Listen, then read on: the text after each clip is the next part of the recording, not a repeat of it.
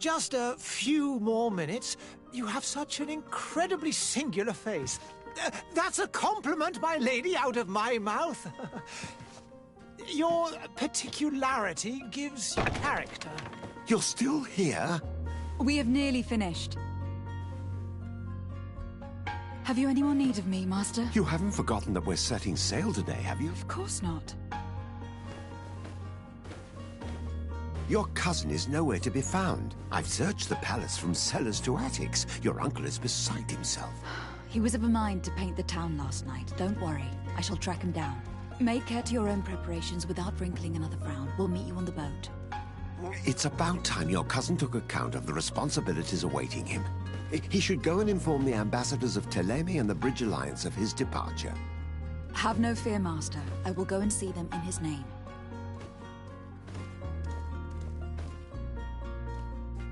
I beg your pardon, but urgent matters call me away. Might we finish all this later? Impossible, my lady. You are leaving with the tide, if what I've been told is correct. I am sorry, sir, truly. I must be going. My lady, please, I beg you. Her Highness has personally requested I finish this. Thank you, cousin, for getting me out of that.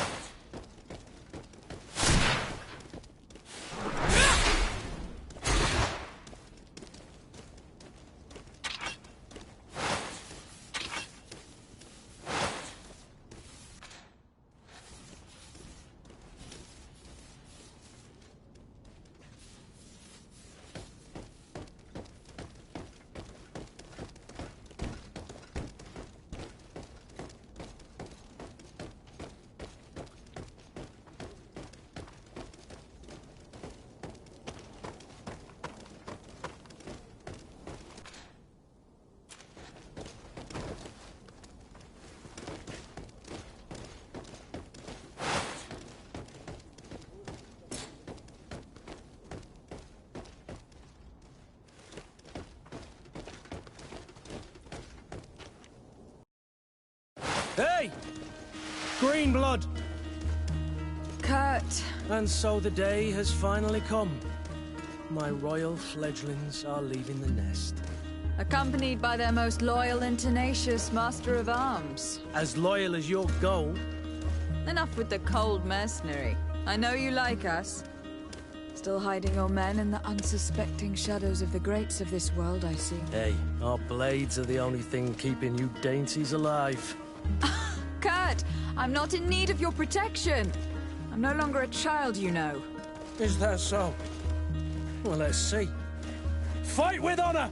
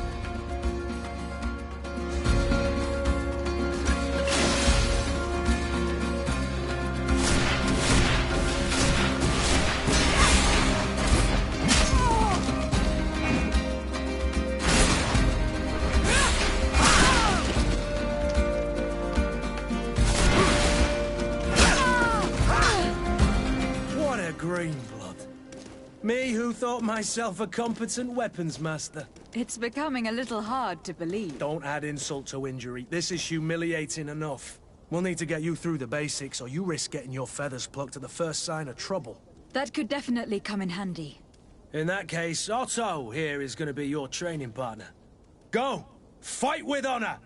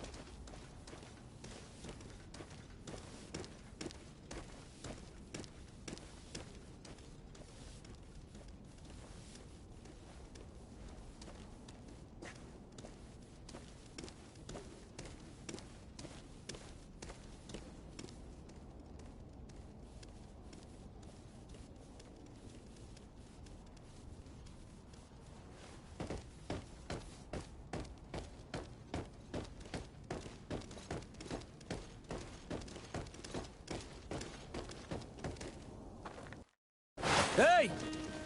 Green blood!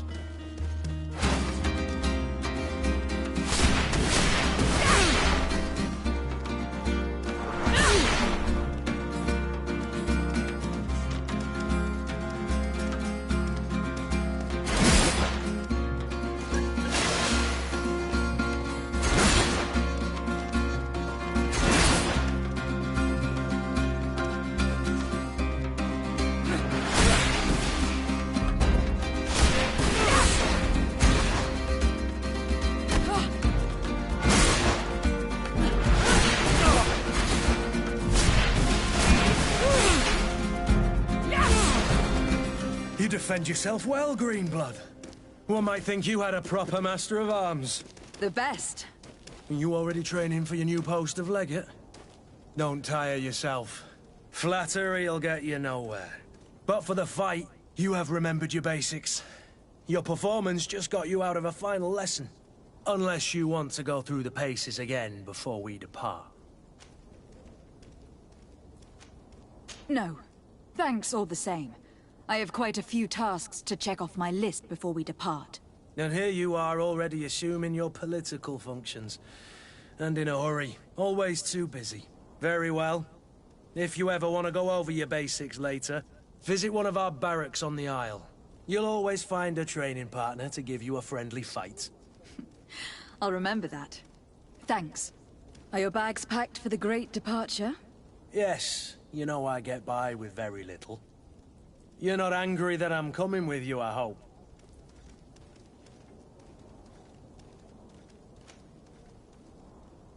On the contrary, I am thrilled that both you and Sir de Corsillon are joining our party. A few friends at your side in unknown territory is a boon. Don't tell me the old school teacher is competing against me. By the way, where is our future governor hiding? I was hoping to put his skills to the test as well. I've no idea. He had plans to celebrate his departure last night, and we haven't seen him since. You know Constantine. I should have gone with him, but my heart wasn't in the mood for a celebration. The thought of bidding my mother farewell. It is never easy to say goodbye. But you should be going to see her now. She must be waiting for you. I'll meet you in front of the palace. Then we'll go and find Constantine together. Very well. I'll meet you as soon as I've said my goodbyes.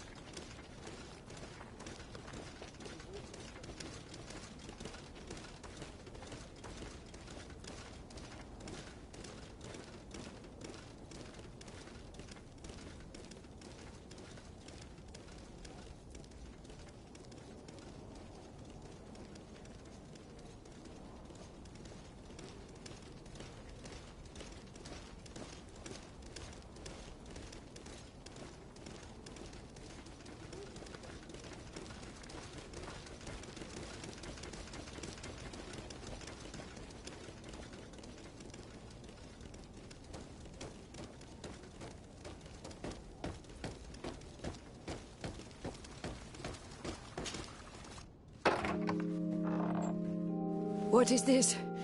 Have you not been taught to knock? I've asked 1,000 times. Oh, it's you, my dear child. Mother, I'm sorry. I'm having trouble getting used to your condition. Come now, let's speak of more pleasant things. I'm so very happy to hear your voice. You remind me so much of your father. I do miss him so. Today is the big day, isn't it? Ready to set sail for that island everyone's talking about. Yes, but the idea of leaving you behind, alone and ill... Dying, my child. Alas, there is nothing you can do by staying that would ease my suffering. One thing brings me cheer. They say the island is full of miracles, and we might find a cure. Even if I were to find it, I would never be able to return in time to... I know. But it brings me comfort to know my daughter has left on a mission to heal her people. Come now. It is time for you to take leave. Here, take this with you. What is it? A family heirloom. Something that... Take it and keep it with you. May it bring you good luck.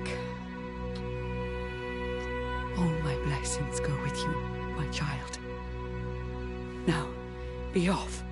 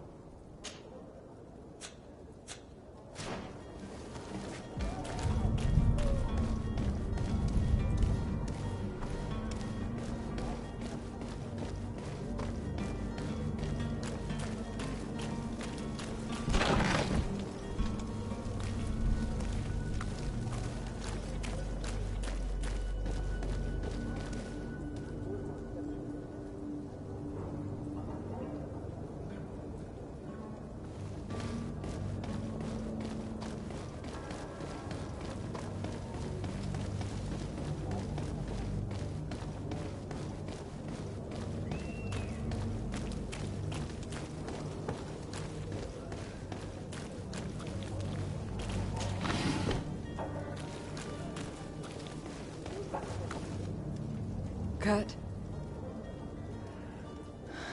It's done. Sorry, Greenblood. Look, we can see the masts of the ship that'll be taking us. This is one sacred adventure we're embarking on. I hope this island will keep its promises. In order to know that, we'll need to find Constantine first. You were right. Maybe he is already at the port. He was so eager to leave. This will be quite the chore to finish before our departure. The commander wants to recover some merchandise from our supplier, but the transporter doesn't want to deliver. I did all I could to persuade. Nothing came of it. All the parliamenting fatigues me. But this is your domain. I wouldn't say no to a little help. Of course. Where is the supplier located? In the lower boroughs, near the port. Right then. We'll put it on our list of visits.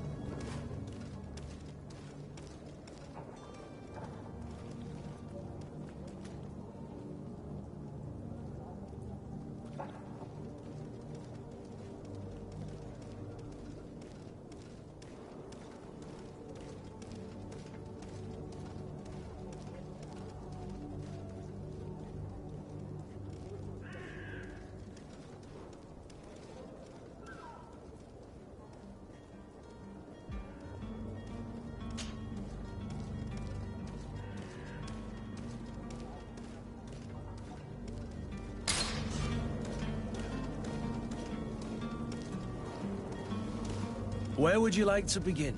I've been asked to pay visits to the ambassadors of Thélème and the Bridge Alliance before our departure. Their dwellings are not far from here.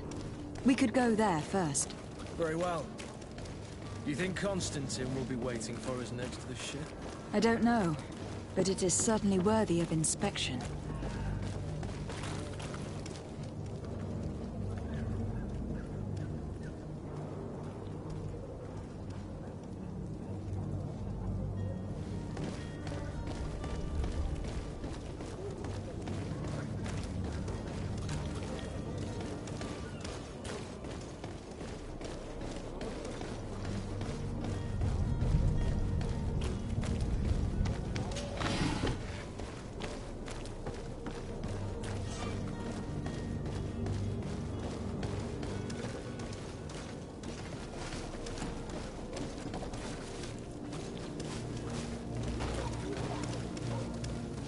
Madam, I'm sorry. I'm afraid that I won't make for good company.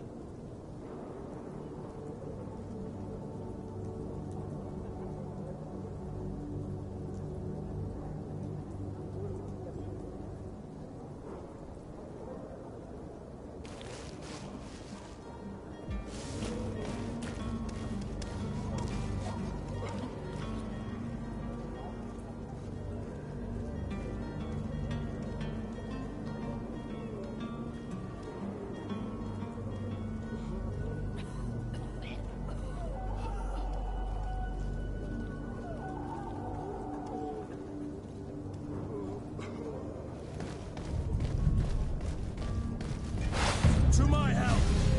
And death to the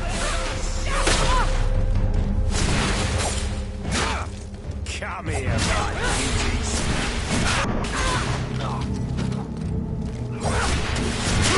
You're running out of energy. Drink a potion.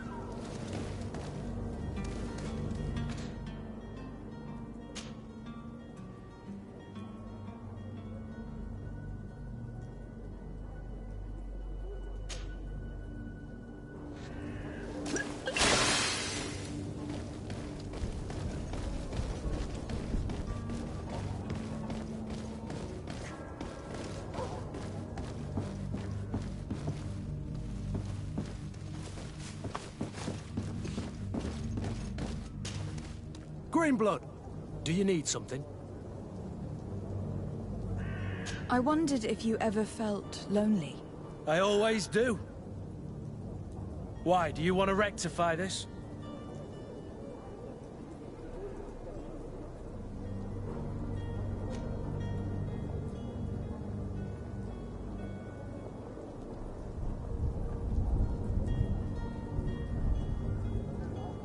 And what if I said yes? Slow down, fair lady. You're far too noble to be making such offhand propositions to a boorish soldier like me. Anything else? I must leave you.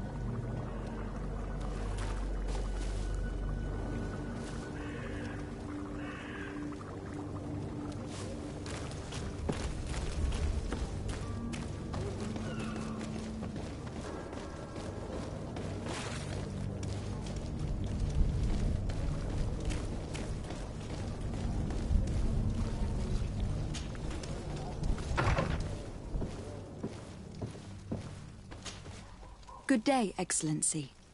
Lady de Sardet, to what do I owe the pleasure? I have come to inform you that my cousin Constantine and I are departing for Tir Freddy on the hour. Ah, yes. I did indeed hear talk that you had both received callings of greater stature. Allow me to congratulate you. Were you not named legate of the congregation? You are correct, Excellency. I thank you. It is a station of great honor that I am sure you will fill with brio and panache. The Mother Cardinal Cornelia will be enchanted to work with you, and your cousin in the future. I only regret that your departure is so sudden. Really? To be entirely honest with you, I was hoping to solicit your help in a rather delicate matter. Tell me more about it, and perhaps I can take care of your problem before my departure. Very well.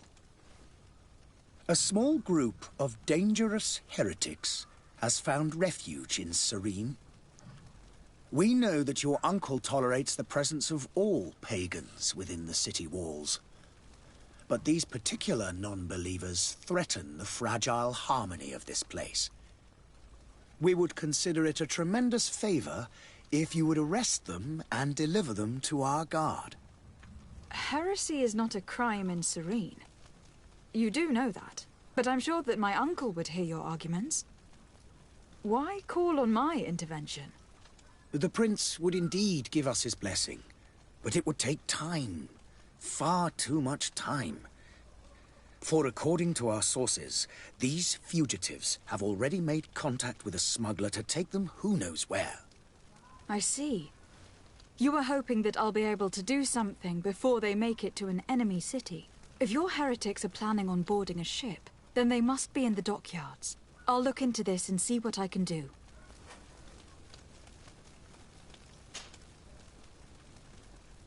Could you tell me anything about Thélème? It would be a pleasure.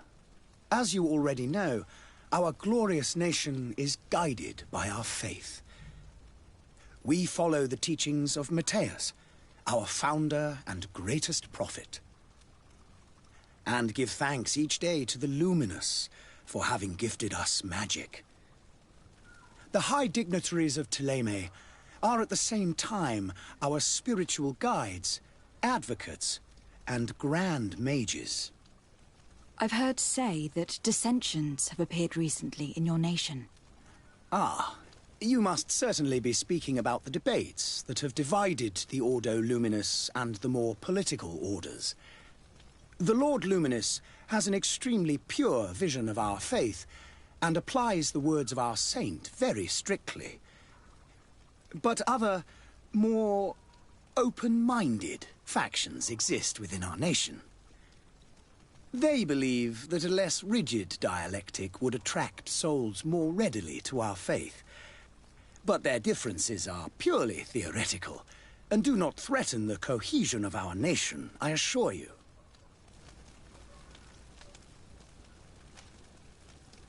What is your point of view on the relations between our two nations?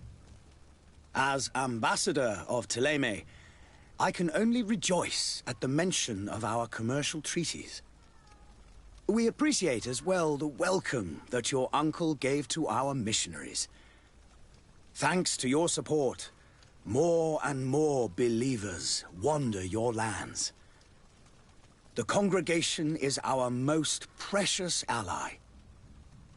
To be perfectly honest, we have only two complaints: that heresy is tolerated, and that your treaties with the Bridge Alliance are maintained.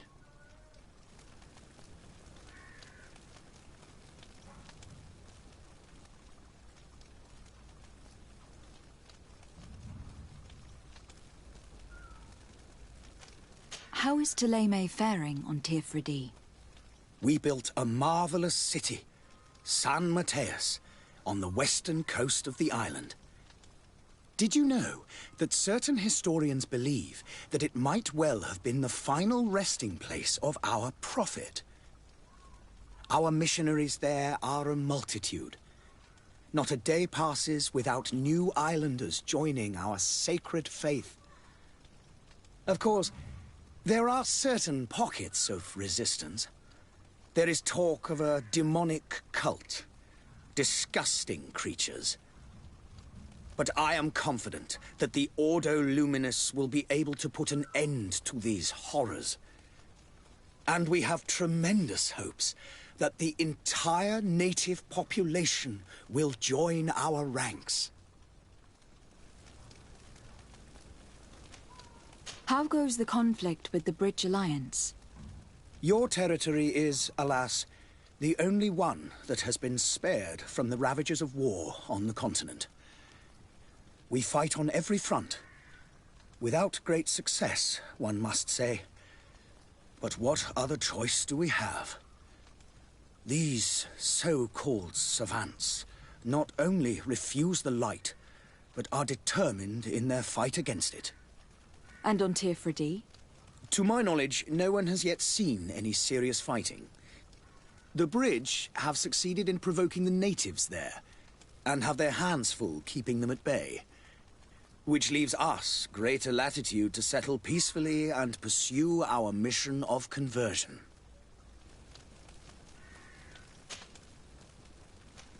I must be going. Farewell, Excellency. May the light guide you, de Sade.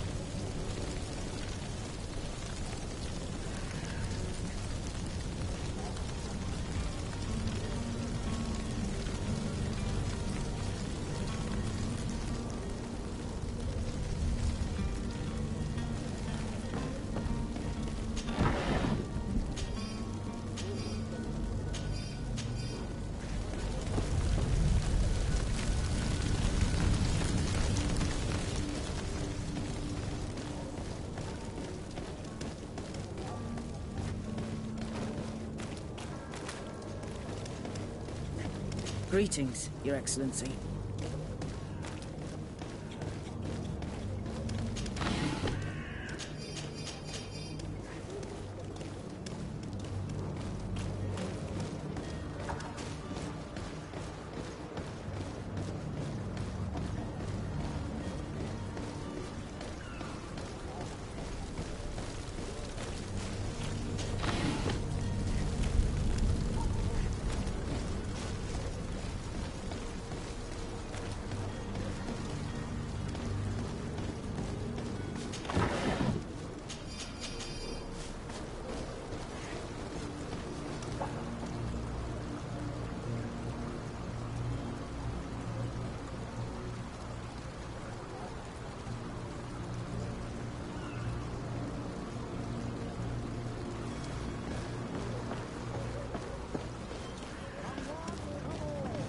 Citizens of Serene, come to me.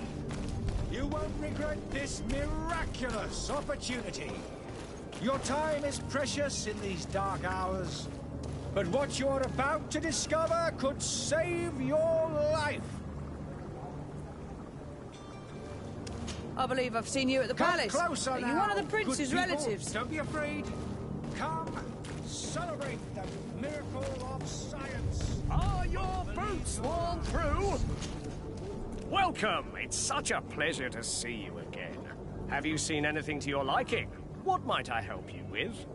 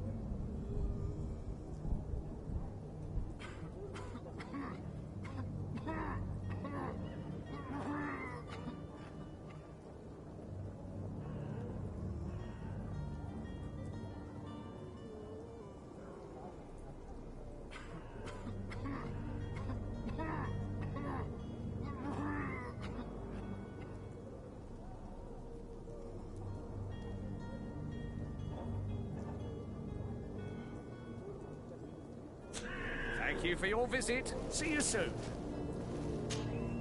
Welcome! It's such a pleasure to see you again. Have you seen anything to your liking? What might I help you with?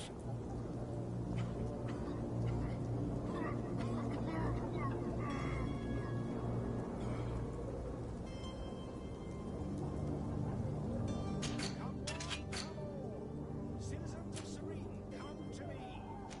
You won't regret this miraculous opportunity.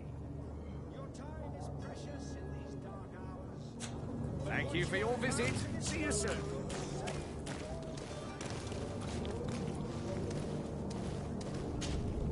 Greenblood, do you need something? I must leave you.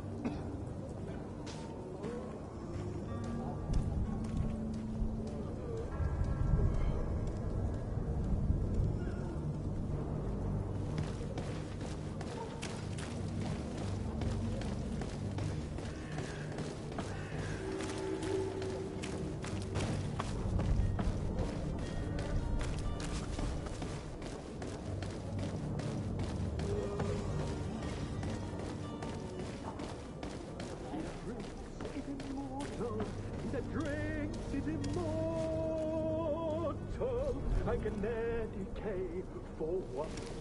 If you had any idea who I am... Open up, imbeciles! I have a ship to catch! Do you hear that? Yes, that's Constantine's voice. It's coming from the upper floor. Sounds as if he's locked up. And I have a feeling they're expecting company. Be careful.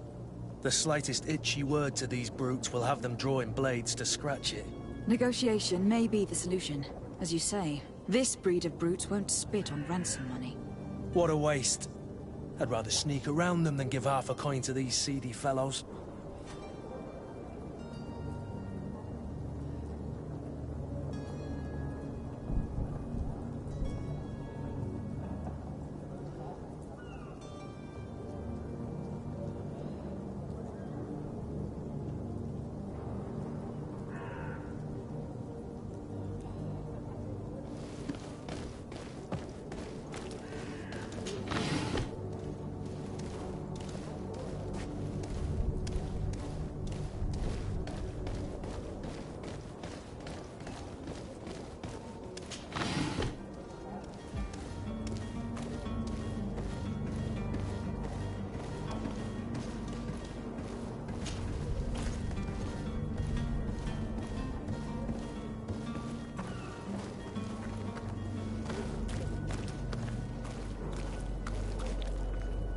It's not possible just now.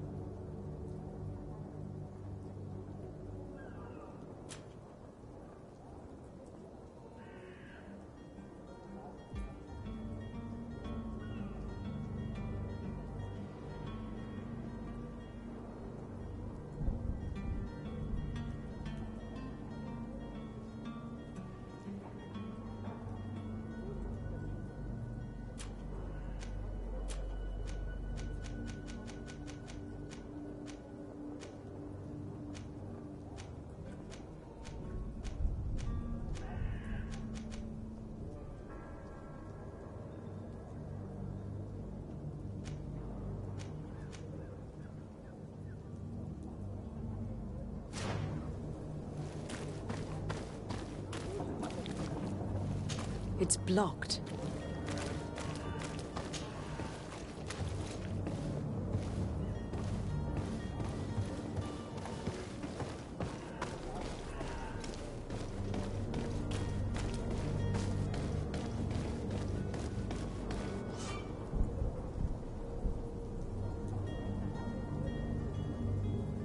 This man is going to bring the guard out if he keeps shouting like that. We should have gotten rid of him. Don't be an idiot. It's obvious that he's a noble, a rich man. He needed to be taught a lesson, but it's better we grab some more. With all those posters we posted, someone with deep pockets will show up sooner or later to liberate the rooster. He's making a great deal of noise. We could knock him out, or gag him.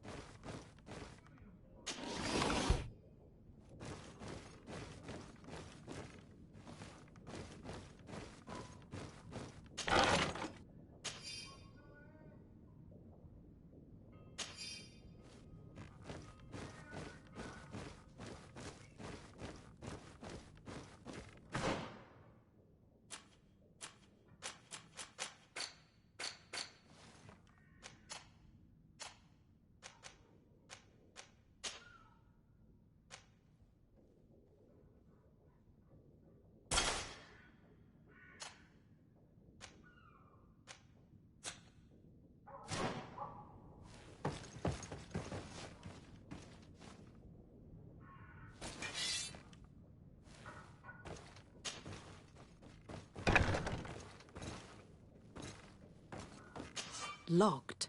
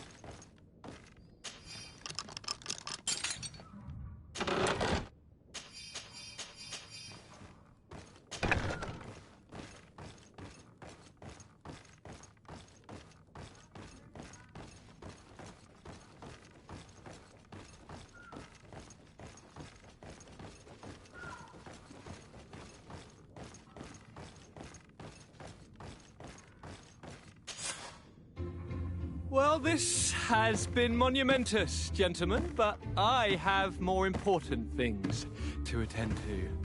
An island to govern, treaties to sign, riches to expedite, and a demanding father to impress! Constantine, it's me! My fair cousin! Oh, my lucky star, always there to pull me out of my fires. I do what I can. We are departing soon. Your father wasn't pleased by your absence this morning. Have you ever seen him happy about anything when it comes to me? You know what he thinks of me. He cares about you. I know that. He appointed you governor, didn't he? He is ridding himself of a source of constant disappointment. Enough said. Today we set sail for adventure.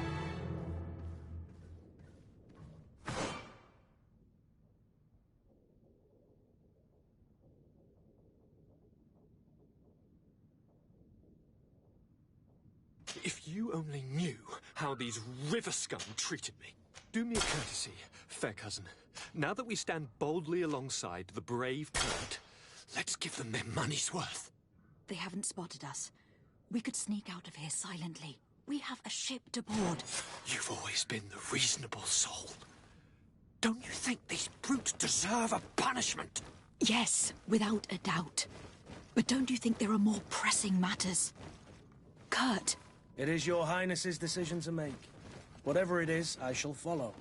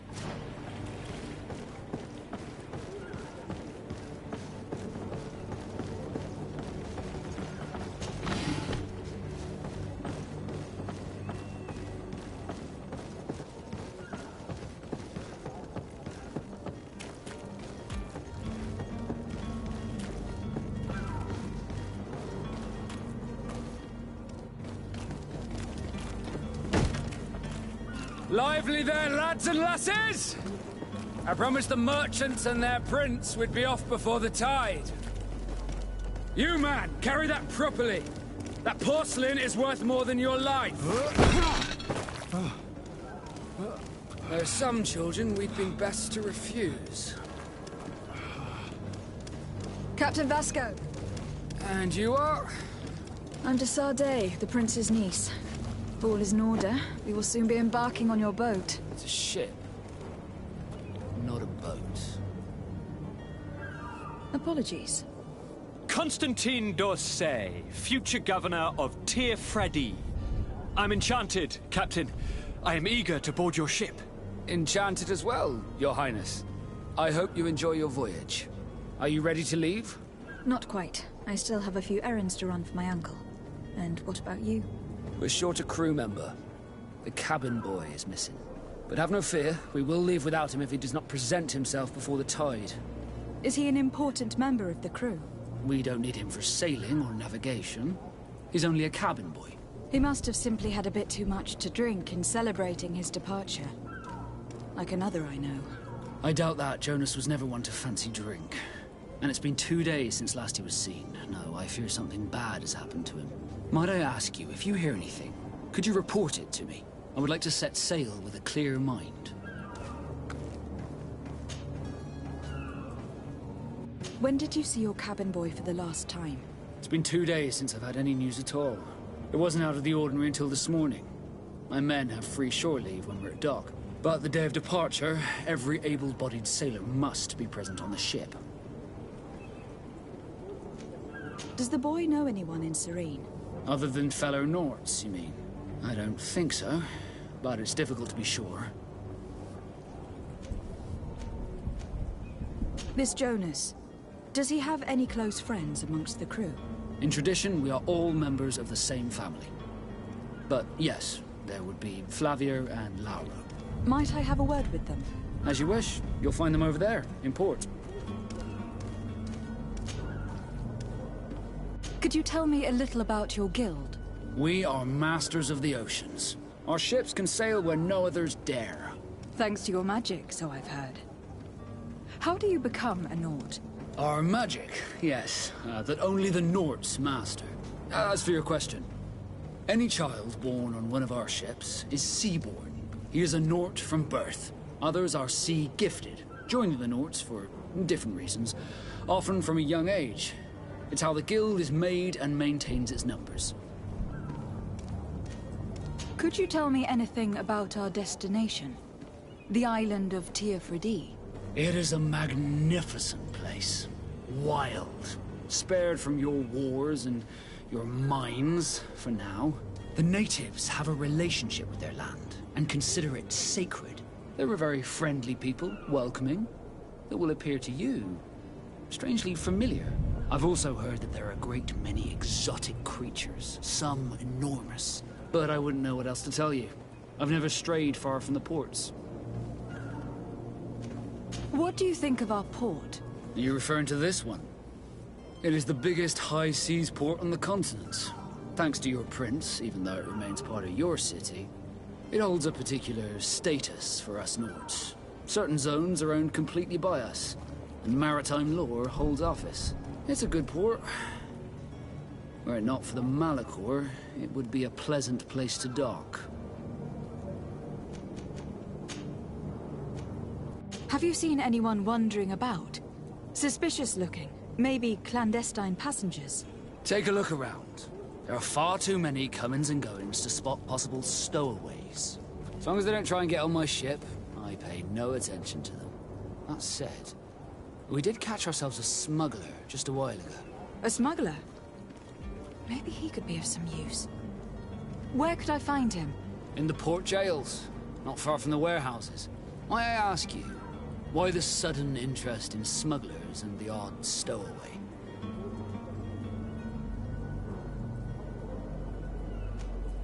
A couple of heretics are planning on leaving Serene. The ambassador of Thélème has entrusted me with the job of capturing them. Happy to see that you trust me enough to seek my counsel in the affair. Just so happens that I heard someone talking about the couple. The Cardinal's men are far from discreet. They're making quite some ruckus, asking to search our warehouses. We, of course, refused entry. Only the Nords have access. I'm sorry, Your Excellency, but I'm certain your potential stowaways aren't far. But we won't allow you to make a search to grab them. Not officially, at least. What do you mean? That discretion and malice are often more useful than titles and words.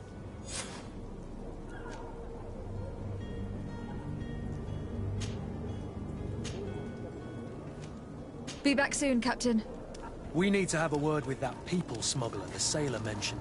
He's a captain, Kurt, like yourself. And in order to interrogate the smuggler, we'll need to find a way into his jail.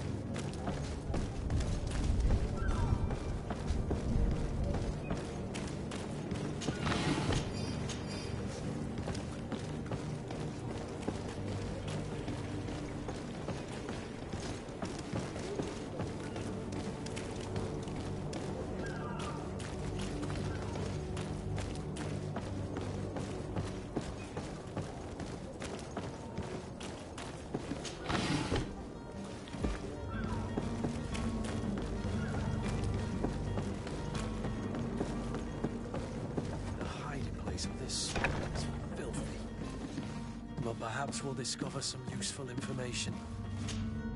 Good day. Someone told me that you were a friend of Jonas, the young cabin boy who was gone missing. That's right, yeah. Are you looking for him? Yes. Your captain asked me to go and find him. Happy to hear he's taken the disappearance seriously. What can I do for you? When did you last see him?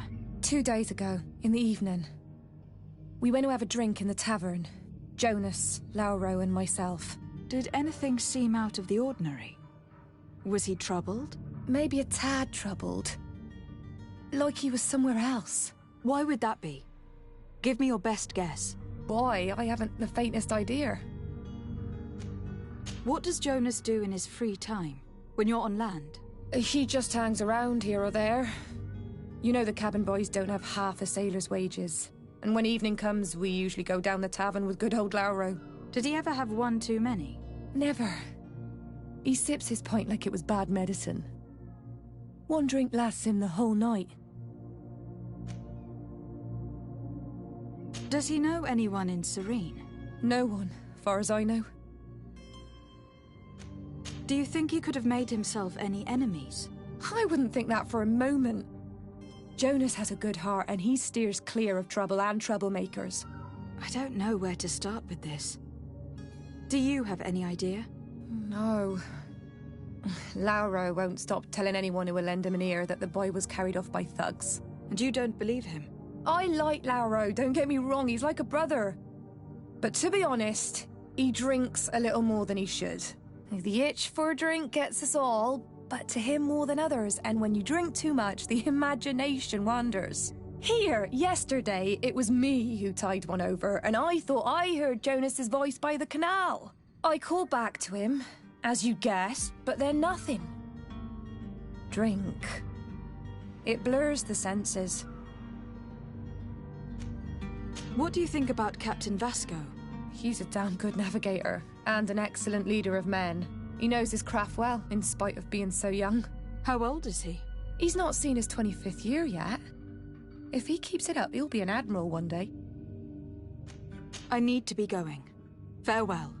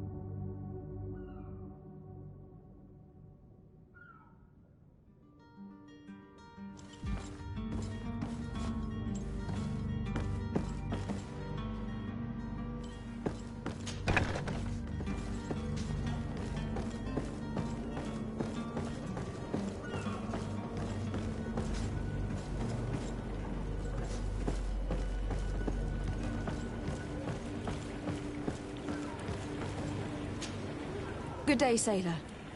I've been told that you know the missing cabin boy well. Is that right? You talking about Jonas? You bet your stars I know him. But like I've been crying to the 9 deaf winds, he didn't go missing, he was taken.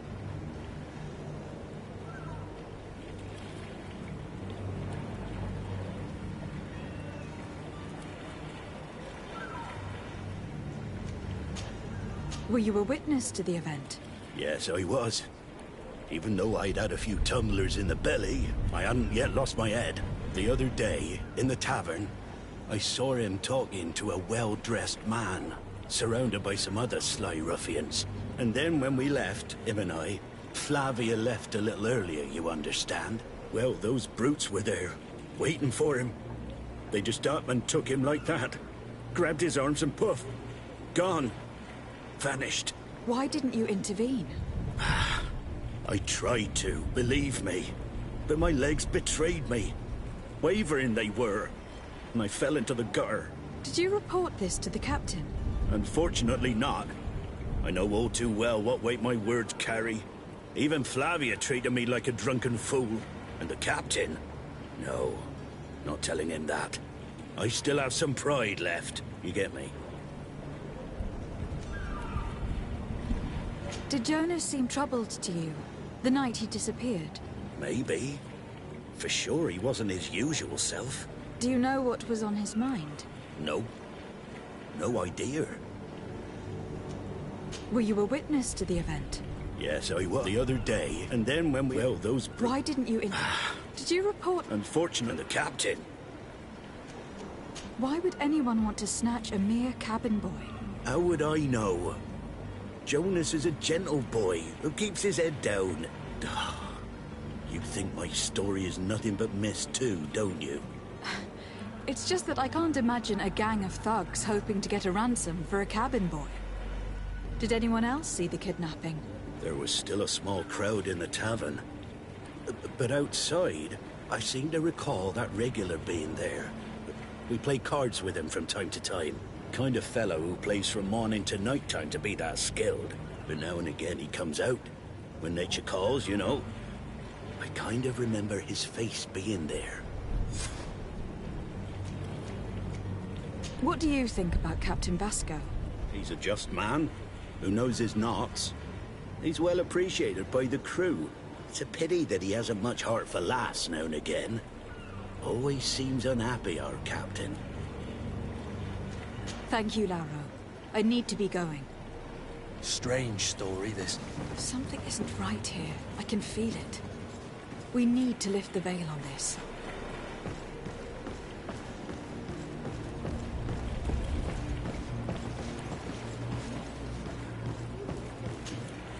Greenblood, do you need something? I must leave you.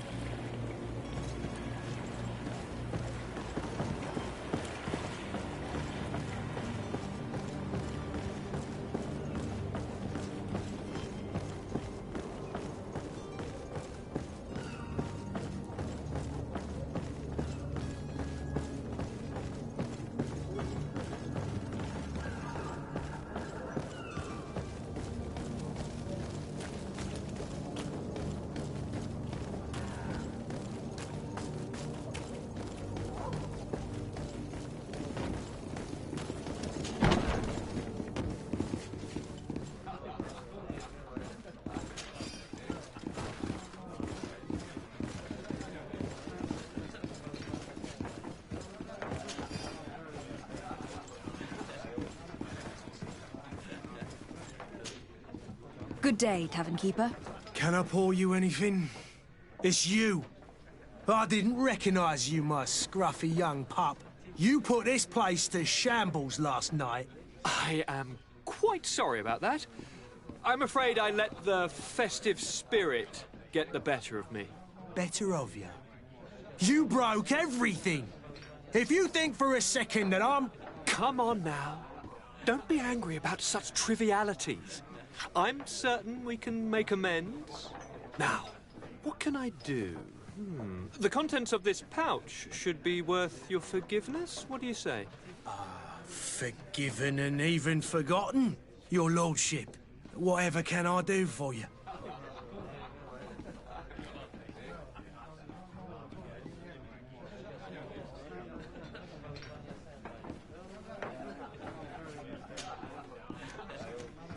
I am looking for a Naut. A young cabin boy who has been missing roll call for 2 days now. A Naut, you say? That's not a lot to go on. There are quite a few that come to my tavern. According to one of his fellows, he would have been taken right here. A kidnapping? In my establishment? You surely jest. Or at least I hope you do. I would have noticed. That doesn't hold water. Someone told me about one of your faithful clients. A big gambler, it would seem. I see. An able-bodied man. Passes his time lightening the pouches of sailors coming through. Where might I find him at this time? Here? He would never give away his chair at his table. Anything else? How is business going these days? It's picking up. We've not seen many new customers, but of late things are looking better. The Malicor and the neighbouring wars have dampened commerce. The epidemic still rages, but the possibility of finding a cure on that island has given people something to hope for. Now that we have a city there, quite a few seafarers come by to spend their wages. Has the Malicor really put a damper on your business? More than a damper. They were soaked. When the sickness began to spread, a wave of panic followed in its wake. People stopped going out of their homes. They were afraid. I was close to closing shop, I tell you. And then, thankfully, the alchemists of the bridge said that you couldn't just catch it like that. People are still distrustful, as is their nature, but they are leaving home again. It's a start. I also lost quite a few regular customers. Dead or too scared to venture back. Oh, but that's nothing new to you. The city would have sunk in the water if not for trade with the new isle. With all these sailors coming and going, you must have heard some stories about Tir Freddy. Right. Even stories that my heaviest drinkers would have trouble believing. They say that man-trees live there. Dragons and gigantic creatures. Treasure abounds under every rock. And the source of eternal life is hidden somewhere there. Last night, some Nauts even told me they brought back one of those giant beasts into the port. Ah, but you know the kind. If you ask my opinion, the drink was fueling their imaginations. I need to be off. Farewell. Goodbye.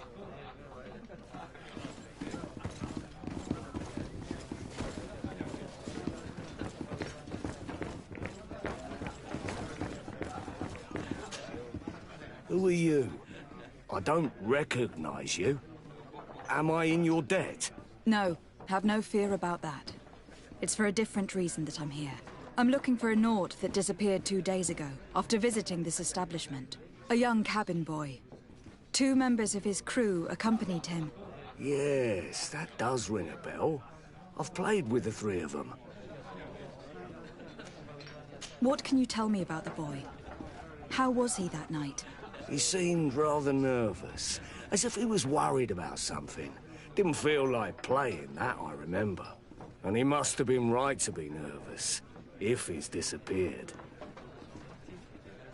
Tell me what happened that evening.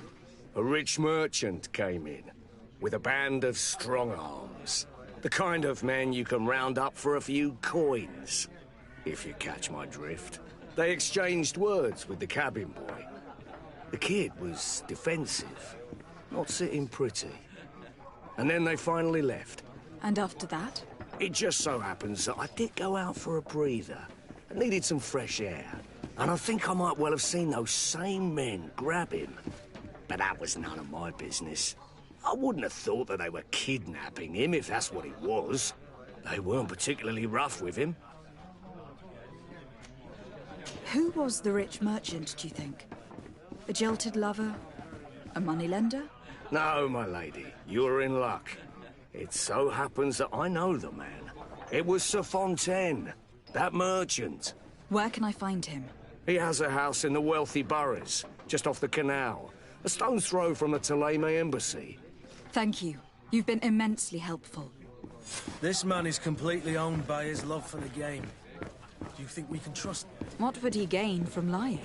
I have no idea. But what would any wealthy merchant gain from holding a penniless child?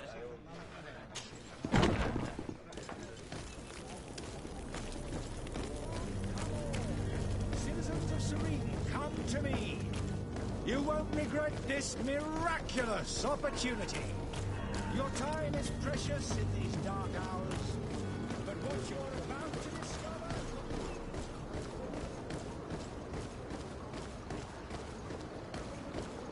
The merchant is there.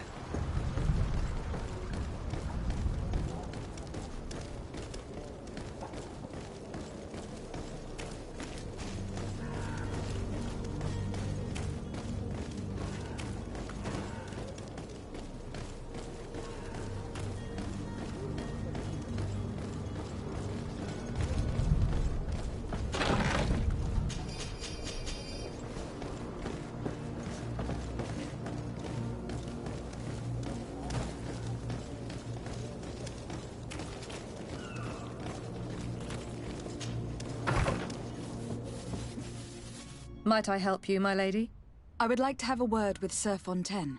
He is absent, but the lady of the house could certainly receive you. Enter, please.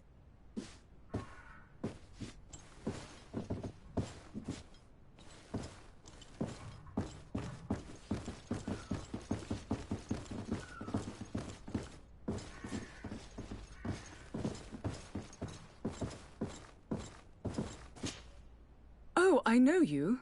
I've seen you at court. You are Lady de Sardet. And to what do I owe the honor of your visit, Excellency? I would like to have a word with your husband. He is not here, but perhaps I could be of help. It concerns a delicate matter. We are looking for a missing cabin boy. According to witnesses, he had an argument with your husband before being taken. I see. I am afraid that you have been misled. You seem to have come to the wrong conclusion. The cabin boy you speak of was not taken. He has simply returned home. Excuse me, but I'm not sure I understand. Don't you see, Your Excellency? We got our son back. I am very surprised. Several witnesses confirmed that your son had a fight with your husband, and that his men escorted him from the tavern using force. If he had joined your husband willingly... Witnesses? In a tavern?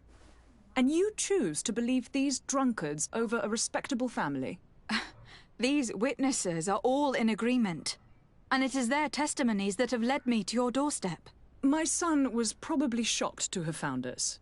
My husband and the other men might have simply had to carry him. A gesture that your drunkards must have misunderstood. What was your son doing on a Naut ship? Why would they have taken him? It is what they do. Through pacts and contracts, they steal away young children from their mothers. What are you talking about? I would have thought that a legate would know these things. But it is true that you are young and inexperienced. It seems that you have been protected from the turpitudes of our own nation and their terrible allies. This horrible, constant ransoming that they put us through. But I will not say another word. You will have no trouble verifying the details now that you know what to look for. Where might I find your son now? I cannot say, Excellency. You must understand why. Until the Nauts have set sail, we live in fear they will take him back from us. This pact... It sounds like some fear-inducing story. The Nauts wouldn't be the first to recruit through dubious means.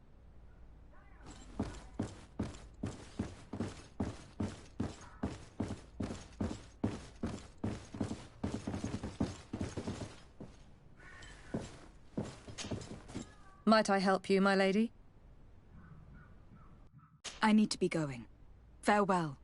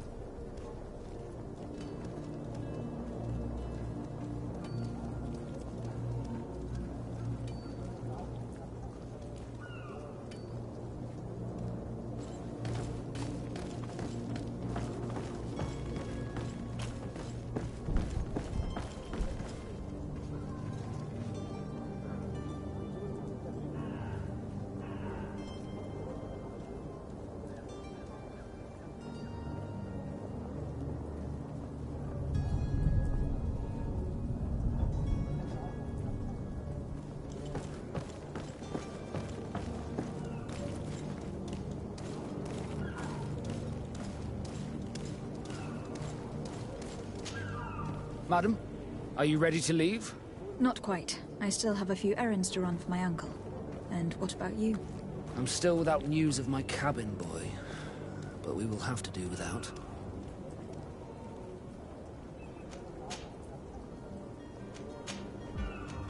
I spoke with a woman who told me she was the mother of the cabin boy. She claims that her son was taken from her. Taken? Her son is sea-gifted. His parents were required to give him up to honor the terms of a contract. A contract? But what kind of contract are we speaking of? A commercial contract. In exchange for services rendered by the Nords, some families cede more than gold. In some cases, nations even trade some of their subjects before they're born. I wouldn't be able to tell you the condition of Jonas's contract. I didn't even know he was originally from Serene. But what I can tell you is the young man hasn't seen his parents since he was a small child. And ever since, he's been a Nord. Our ships are his home. We are his only family.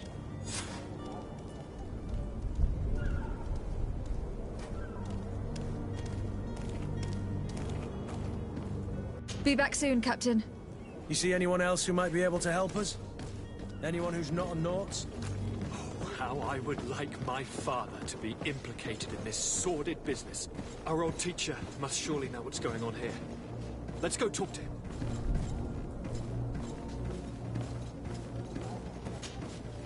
Your Highness, I'm happy to see you. Your absence this morning worried both your father and me. Come now, Sir de Corsilion. My father may have been angry, outraged, or disappointed, but he's never worried about me. I am sad to have caused you any worry, though. Would you believe that I was rotting away in a sinister jail, guarded by thugs ready to kill me? Though still seeing double from last night's drink, I was preparing an ingenious escape plan when... ta-da! My fair cousin jumped up out of nowhere and saved me. I'm quite the fairy tale damsel in distress. You might have refrained from the company of bandits the night before such an important departure. Take away the risk and halve the pleasure, de Corsilion. It is the salt of life. I fear that some of my teachings have been misunderstood. But you wanted to ask me something, de Sade? I've had a word with Lady Fontaine. You must know her. That rich family that lives near the docks. She told me a strange story about her son who was a cabin boy on our ship. She said that he was taken when he was a child, due to some contract with the Nords. Who was a cabin boy? Do you mean he's no longer one? They took him back to bring him home. Well, that is very unpleasant news, de Sade. We need to do all we can to bring the boy back to his ship. Since time immemorial, there has always been a certain price to pay for the services of the Nords. Children born on their ships belong to them. It's the rule of the sea. But certain contracts are so important that they also require children to be offered in exchange. From time to time, the congregation has passed such accord, and certain noble families had to give their children up. Are you telling me that the Fontaines lost their son in an agreement signed between my uncle and the Nords? No. That pact ended a long time ago. This cabin boy couldn't have been a part of that contract. But Sir Fontaine has made a fortune trading with the Alliance, via ships. Do you mean he would have offered up his own son in exchange for wealth? Well, he probably did it before the birth of the child, and regretted it afterwards. But that is of little importance. What counts most is that you bring the boy back to the Nords as quickly as possible. Breaking a contract with the seafarers has always cost us dearly. Our nation could feel it in its coffers. I will do my best. A father selling his own son for a few boat rides. For ugly, that is ugly. Lady Fontaine didn't seem to have any knowledge of that detail. That could be of use to us.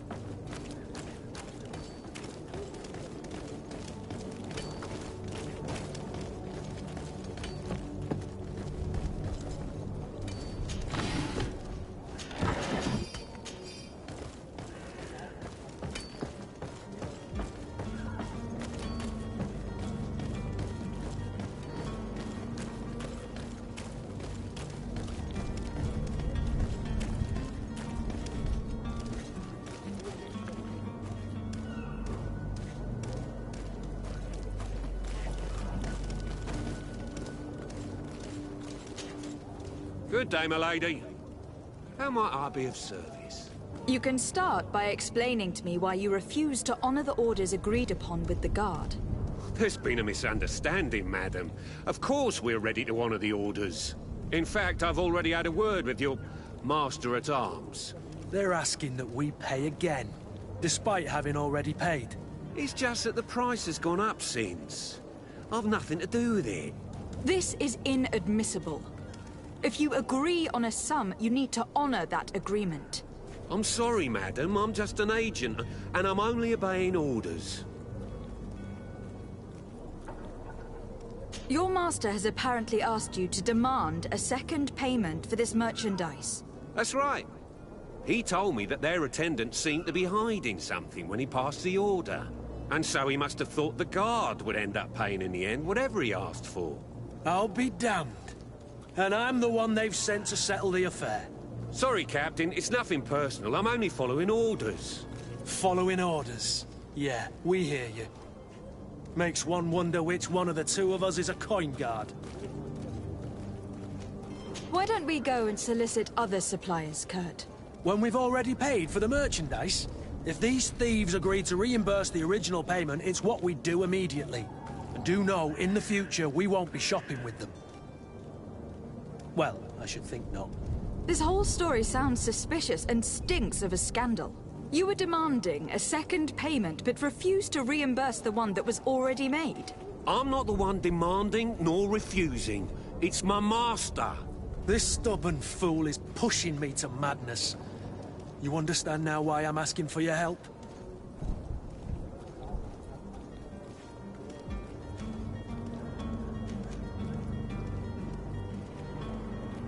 I don't think you understand who you were dealing with. Perhaps I failed to present myself properly. Lady de Sardet, niece of the Prince d'Orsay and legate of the Congregation of Merchants. During our conversation, you explained to me that your master forced you to commit a crime. That's regrettable, especially as you will be considered his accomplice in extortion and theft. You know as well as I that the Congregation does not tolerate such illegal activities. But I'm only obeying orders. That's a shame. Well, as orders are the only language you seem to understand, I order you to return the guard the merchandise without delay, unless you'd rather your master is hung, and that you finish your days in prison. I beg your pardon, milady, but you are not my master. Moreover, the attendant at the guard was quite specific, saying this affair should be handled with extreme discretion. So I seriously doubt that you'll be wanting to drag us in front of a judge. That would stir up the muck. Whatever is he talking about, Kurt? Your guess is as good as mine. We shall return. See you soon.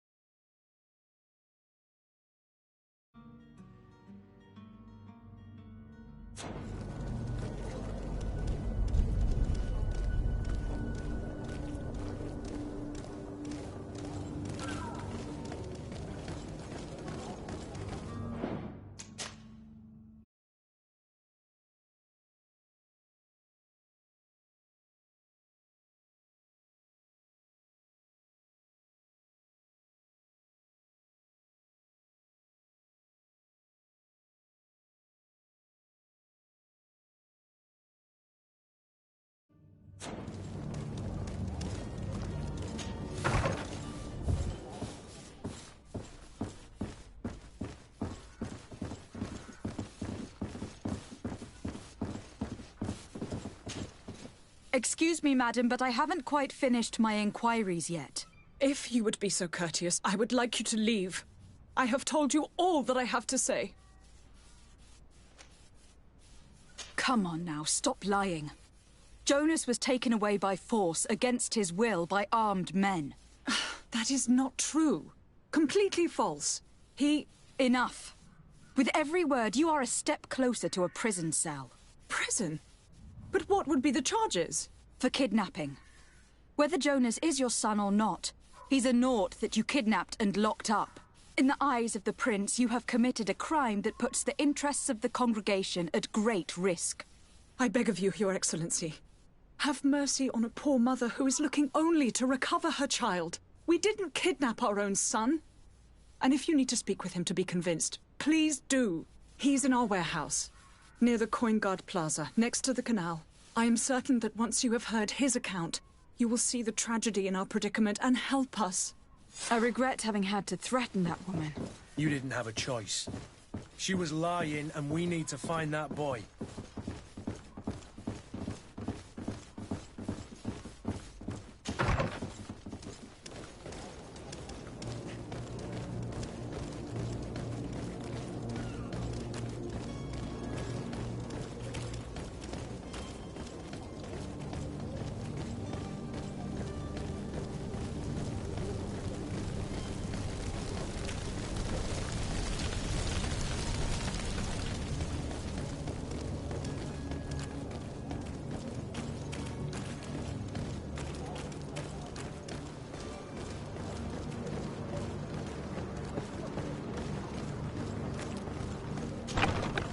Here we are. Be careful. Fontaine won't be alone. He'll have his henchmen with him. A handful of underlings don't scare us away. Right, cousin? Let's just try to remain discreet.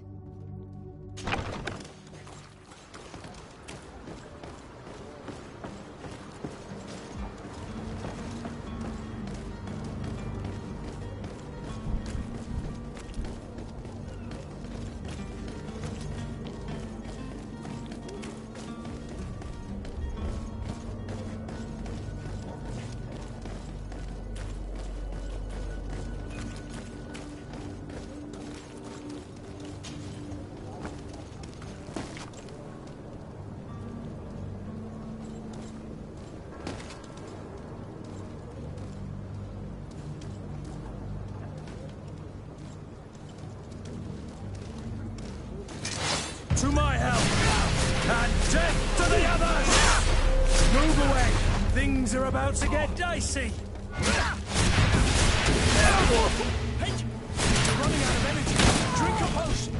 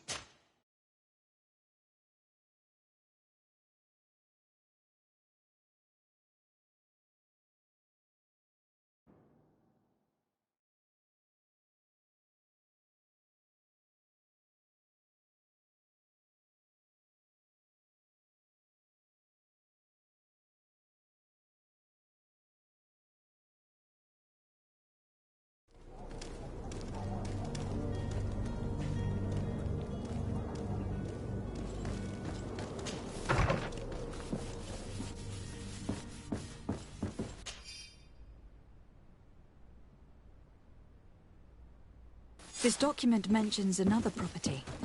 A warehouse. That would be a great place to hide. Shall we take a peek?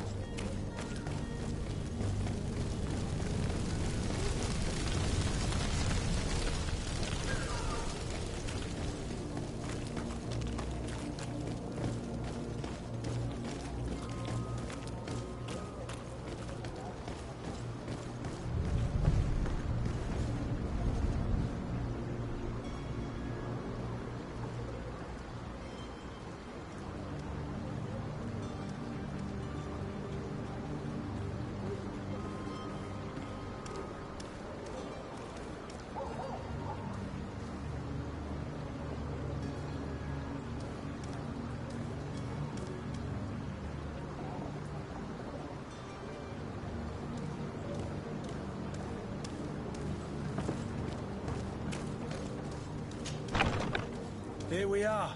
Be careful. Fontaine won't be alone. He'll have his henchmen with him. A handful of underlings don't scare us away. Right, cousin? Let's just try to remain discreet.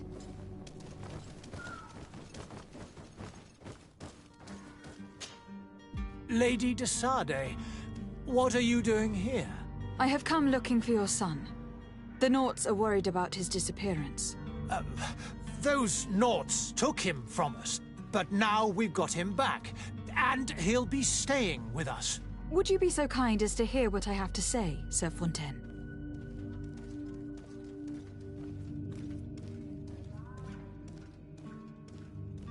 I looked into the contract that binds you to the Naughts.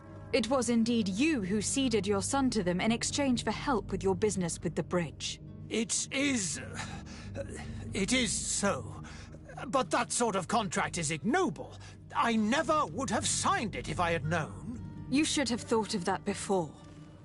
Breaking the contract could have regrettable consequences for the congregation. The prince will know how to negotiate with the Naughts. If they take my son back, my wife will die of sadness.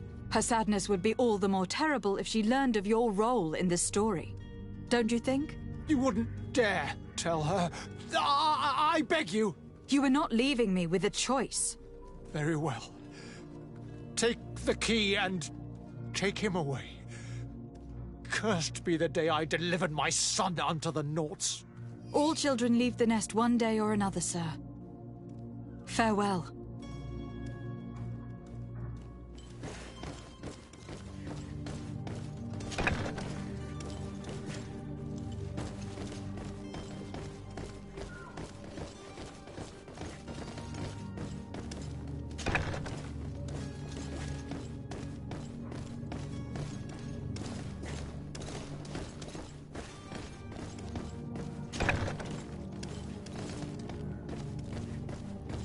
So it's here that our man keeps his son.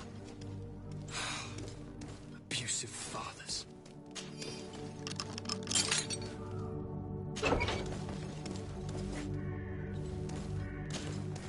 Who are you? My name is de Sade. I'm legate of the congregation. Your captain has sent me to find you. And were you able to convince my father to allow me to go free? Yes. Even if I had to bend his arm a little. That doesn't surprise me. He seemed to have no intention of changing his mind. I feel more sorry for my mother. She seemed so sweet and happy to see me. You don't seem to be all that close to your parents. I hadn't seen them since I was 5 years old. I barely remember them. They find me, capture me, and lock me up in this warehouse. Hard to grow close after all that. My family is the Naughts. I am sorry for my parents, but that is the way of it now. Can I go home? Yes. You should still go and say farewell to your mother. Then find your way to your ship. I will see you there.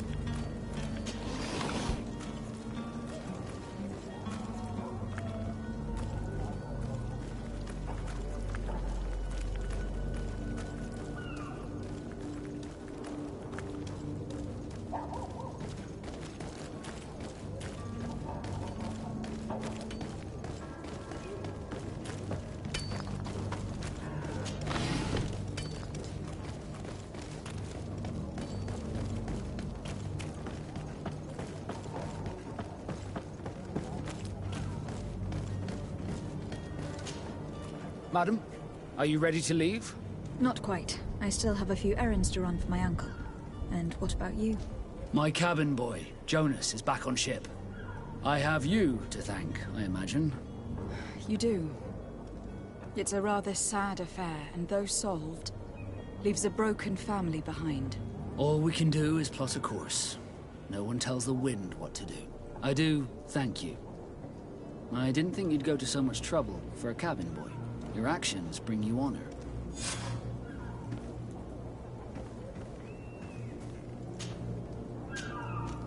Be back soon, Captain.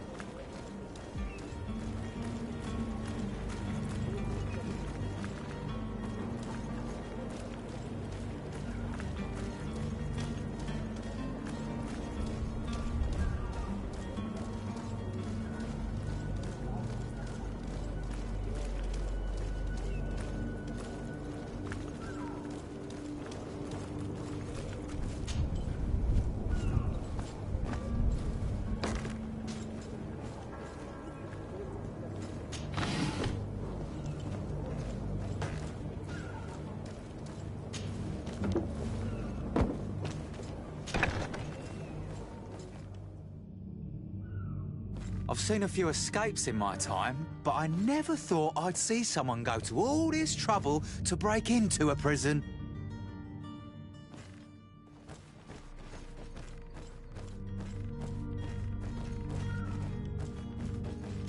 I don't have the key.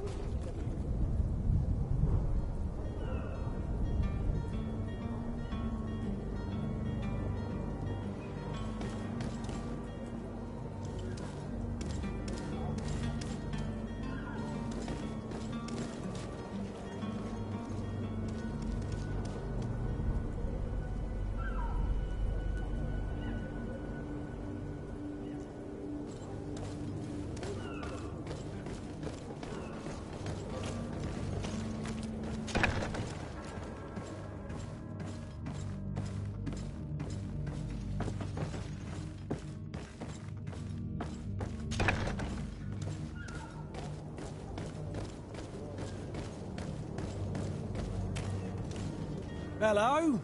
What can I do for you? We're your replacements. You're dismissed. Finally! We were starting to grow moss. Courage, me hearties.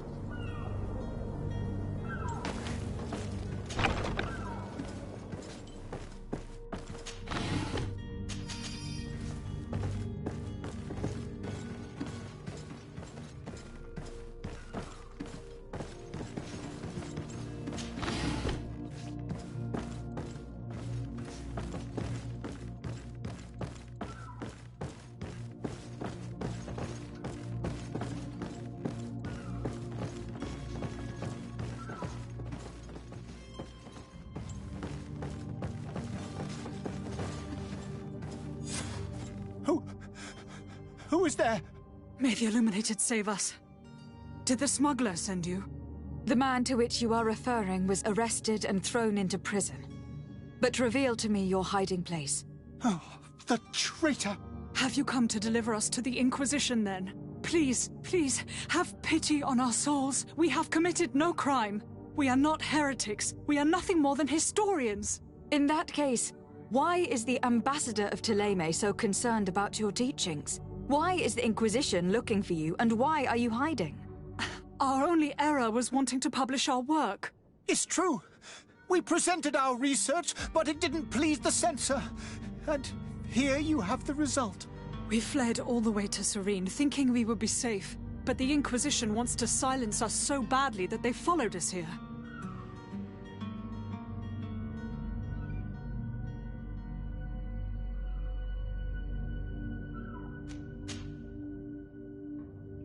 Tell me more about your research. What about it is so horrifying that it will provoke such a fuss? Our work concerned the teachings of St. Lucius. The disciple of Saint Matthias? The one who returned to Thélème after traveling with his master? The very same. His writing was carefully preserved, but never seriously studied. With the discovery of Teofredi, we thought it crucial to take a look at the original text. We wanted to verify if this island could have been the faraway place that he spoke of. The Eden of Saint Matthias. And? What did you find? Teofredi is without any doubt the land that our Saint Matthias and his disciples went to. But the text that we discovered was radically different from what we expected to find. In the original text, Saint Lucius doesn't speak of an Eden, of the paradise of the Illuminated. He speaks of a voice that came from the depths of the earth, which convinced Saint Matthias to stay there. It was written in black and white. And there is no doubt about it. The original was written in Lucius's own hand. I understand now what that text has cost you. This voice from the depths sounds more the power of a demon than a saint.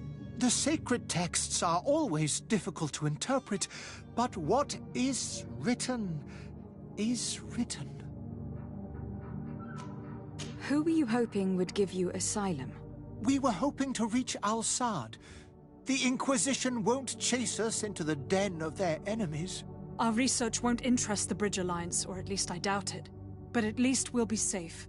By entering Al-Sad as clandestines, you risk being taken for spies.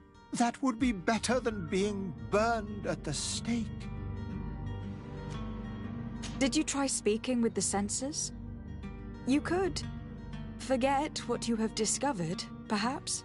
Oh, we have signed already an abjugation stating that we misunderstood the sacred texts of St. Lucius.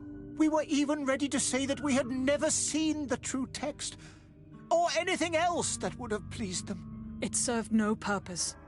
It's our lives they are after. I see. Well, you have no other choice but to run and seek refuge in enemy territories. I beg of you, please do not deliver us to them. Let us continue on this path.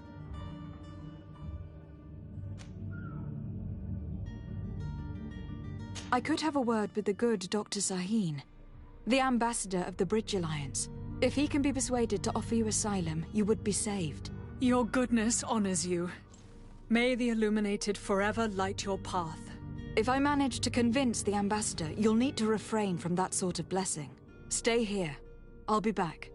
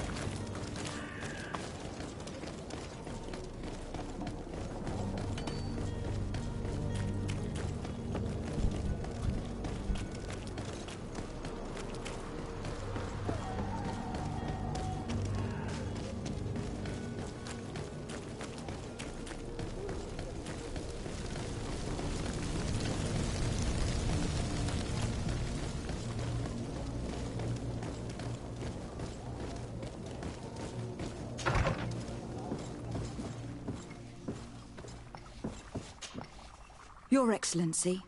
Lady de Sade, I have been told that you were named legate. Congratulations. Those are great responsibilities for someone as young as yourself. But you will bring honor upon your family and the congregation. Of that I'm certain. I thank you, Excellency. I've come here to inform you of our departure for Tir Fredi. My cousin Constantine is taking office as governor of New Serene, and I'm accompanying him. I had no idea you would be leaving so quickly. What a shame. I had thought... Well, then, that is a pity. Have a pleasant voyage. A brilliant future awaits you. They say that it is a marvelous island. You seem slightly hesitant. Please, tell me what troubles you. A rather unscrupulous individual has been sowing trouble in Serene. A charlatan passing himself off as an alchemist. Do people actually give credence to these lies?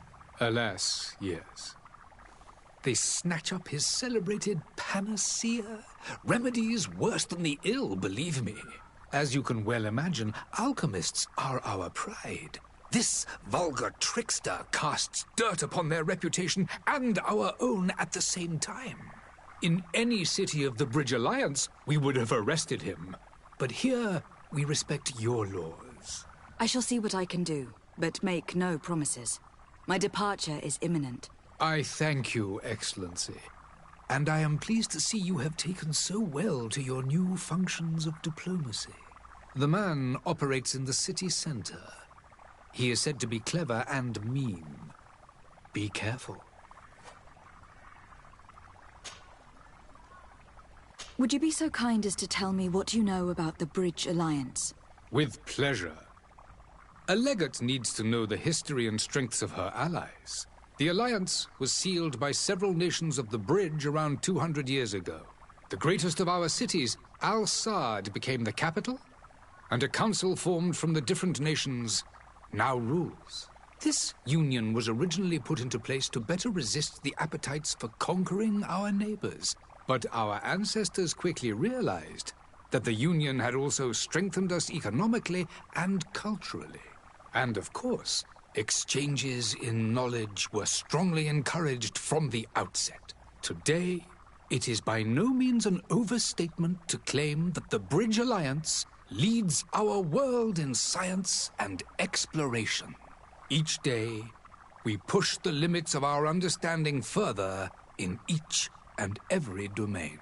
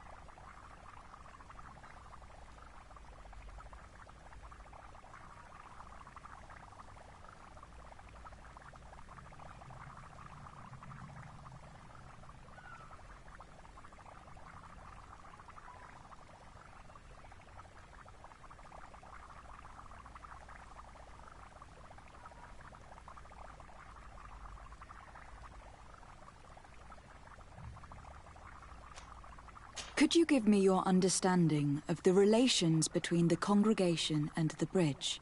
Our relations hang essentially on the quality of our trade and commerce. The exchanges are very profitable, especially on the cultural front. I will not hide from you that we have hoped you would join our number for quite some time. But your princes insist on maintaining a neutral stance between the congregation and the other nations on the continent. It is by all means a respectable position, even if it means you also trade with our enemies.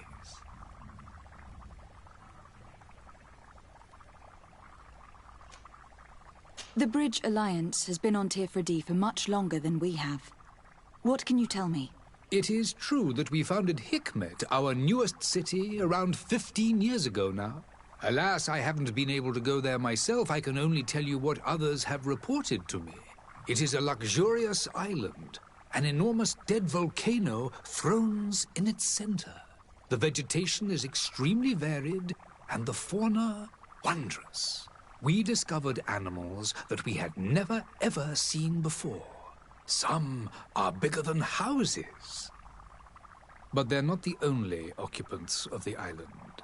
A savage and crude people also live there, who speak an incomprehensible language. But you shall discover all of this for yourself soon enough.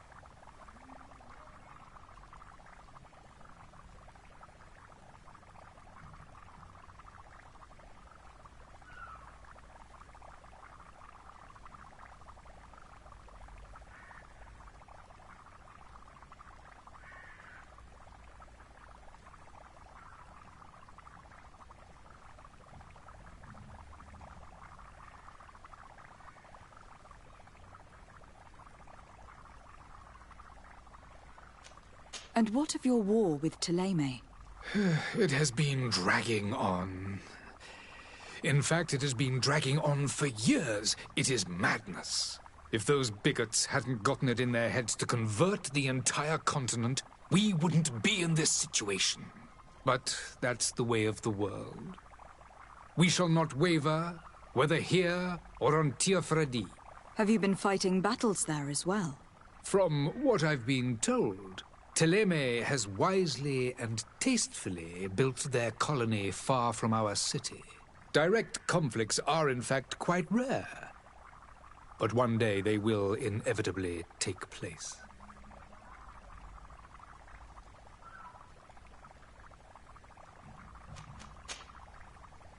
I need to be going. Goodbye, Excellency. Goodbye, Lady de Sardet.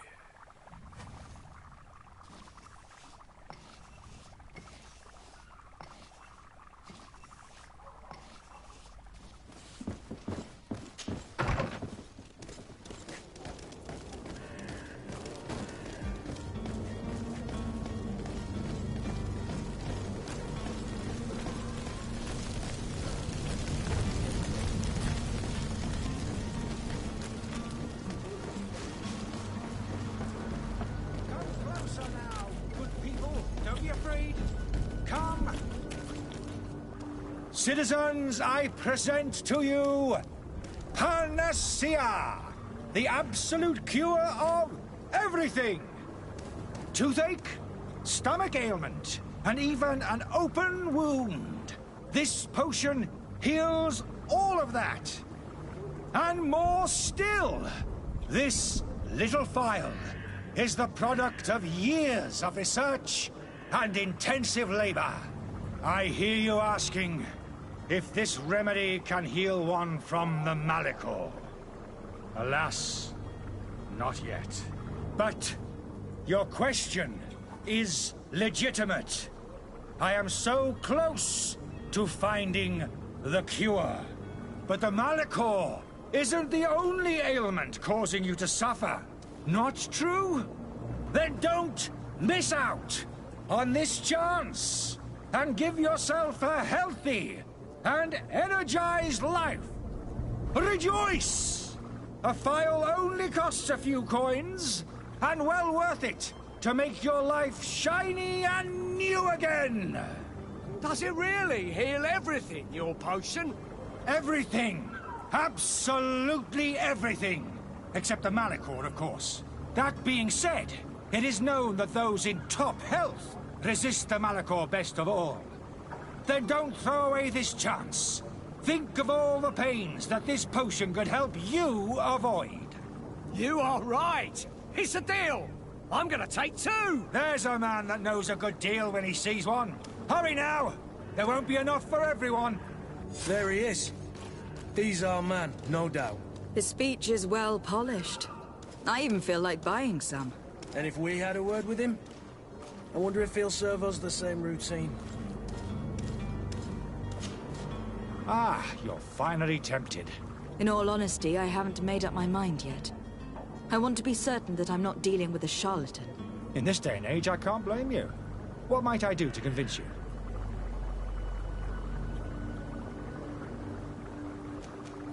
Are there any nasty side effects with this remedy of yours?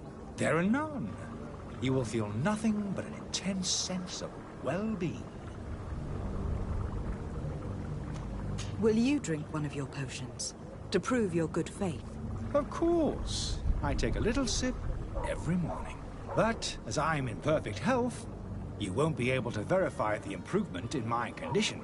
But if it helps you make up your mind, give me just a moment. There now.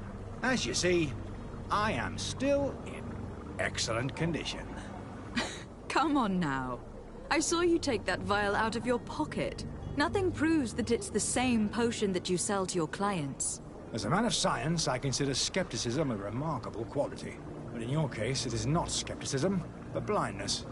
We need to steal one of these potions and force him to drink it. Brilliant idea, Kurt. Let's take a look at his cart.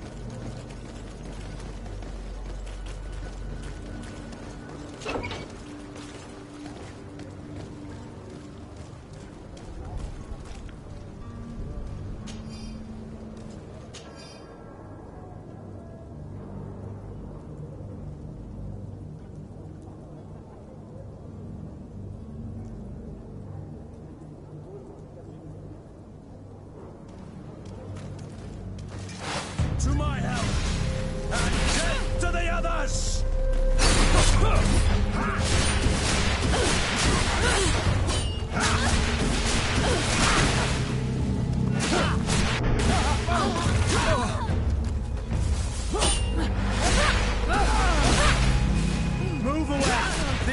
about to get...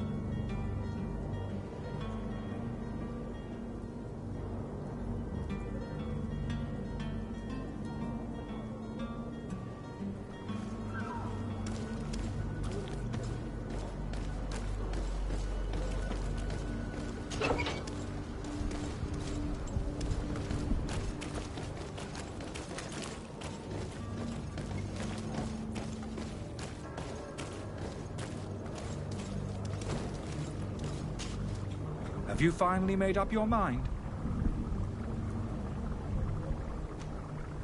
I will think about it.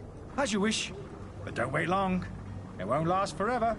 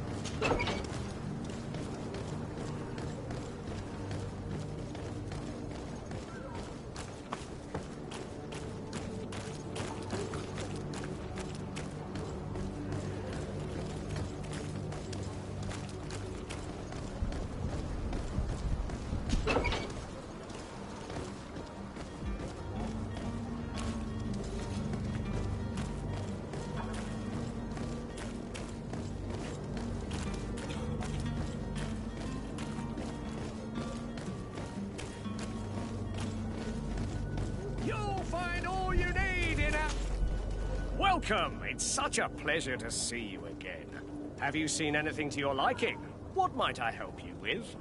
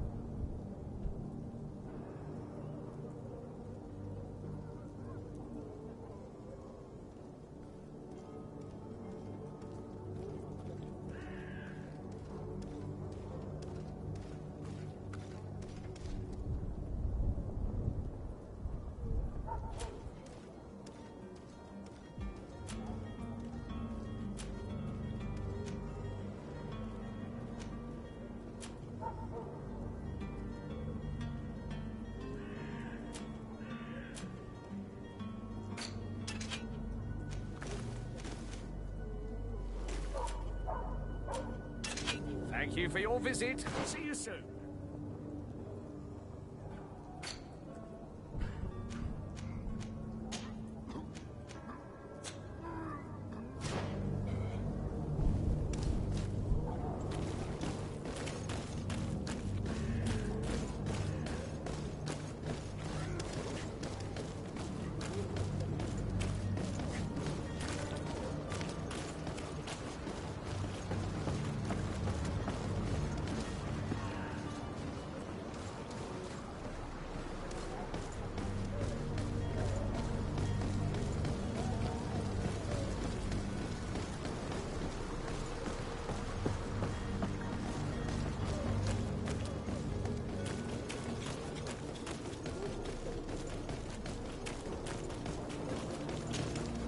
Have you finally made up your mind?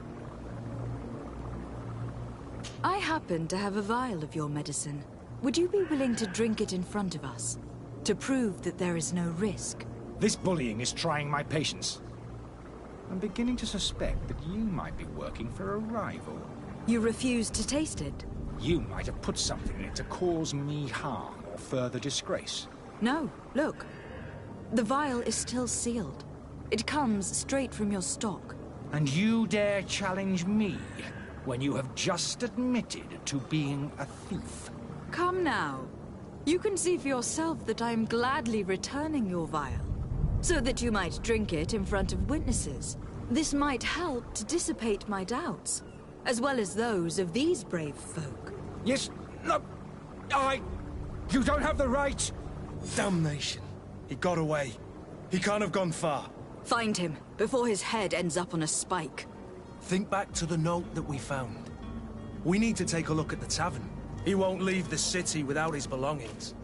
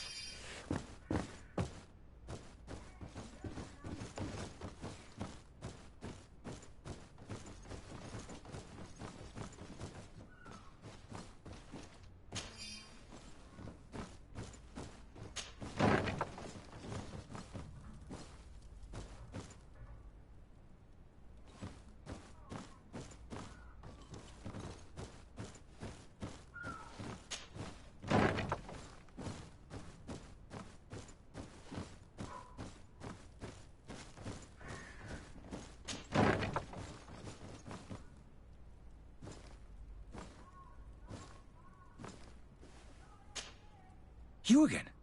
What are you doing in my room? I'm not the only one that's found you. Have you seen the mob that's gathering in the street? I'm neither deaf nor blind. By the spheres. Why didn't I leave the city while there was still time?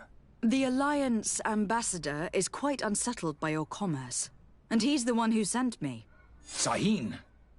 Him again. Ruining my career wasn't enough for him. He's the very reason I had to leave the Alliance. And here I am, playing the part of the potion maker. Me, who was once a respected member of the Academy of Al-Saad. Dr. Sahin warned me that you were an imposter. That doesn't surprise me, coming from him. I was a master alchemist. I understand if you don't believe me after all that, but I have a number of documents to prove it. I would still be one if Sahin hadn't set off a chain of machinations to disgrace me.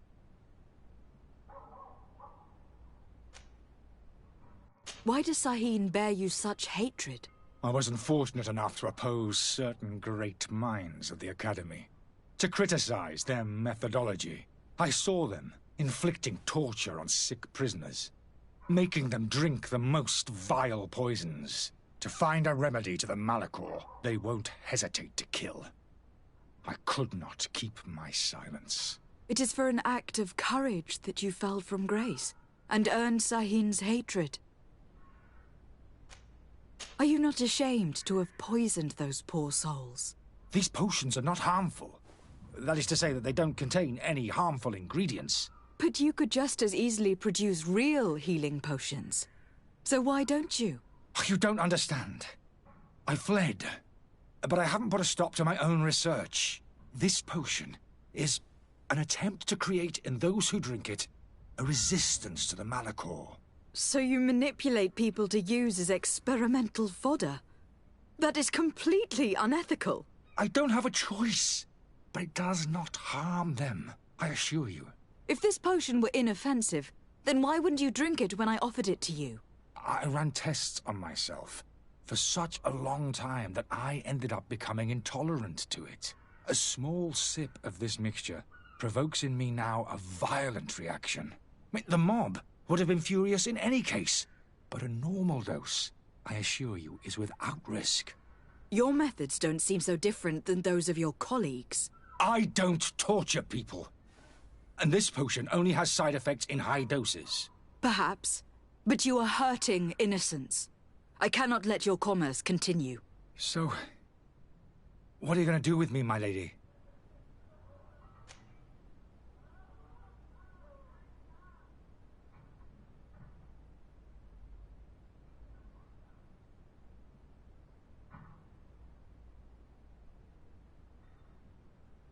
I'm going to help you leave the city, but you must promise never to return. I swear it. Very well, then. I need to first get you away from those who want to see you hanged. If we can't find a way to sneak out of here discreetly, we will have to confront the populace.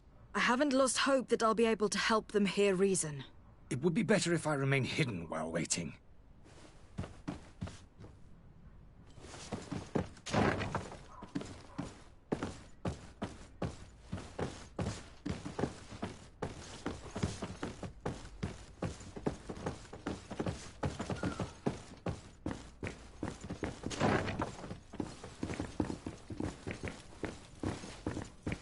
The servant's door.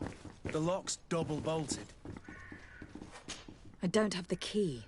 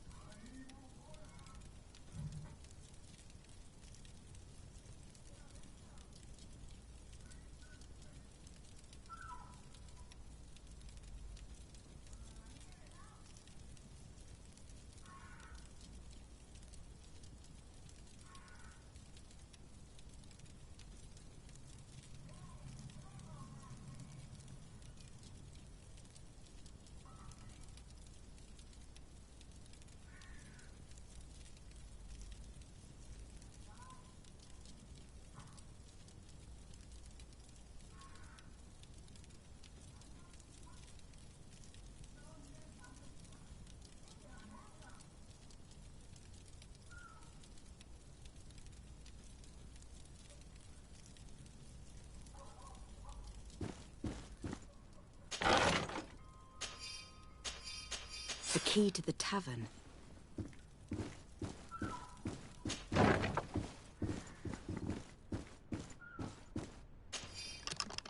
Let's go and find the alchemist. We need to get him out of here as fast as we can.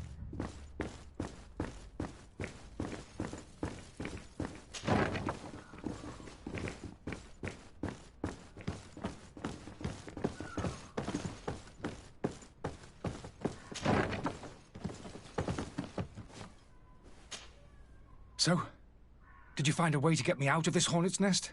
Yes. I need to get you out of here. I have unlocked the service entrance. You will be able to sneak out of there discreetly.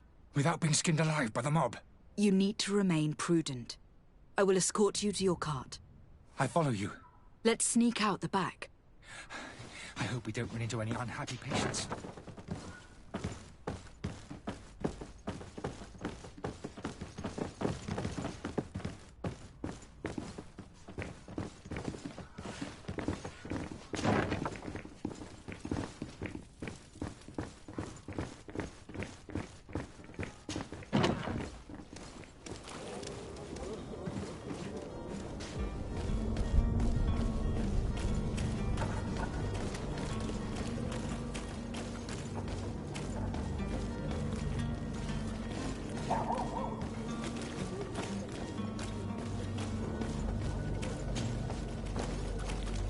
customers.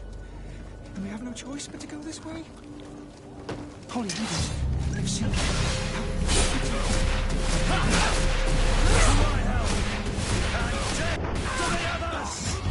You're running out of energy. Drink a potion.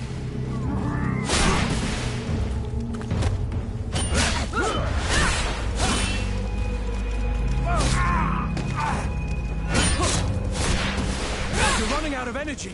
Drink a potion. You're running out of...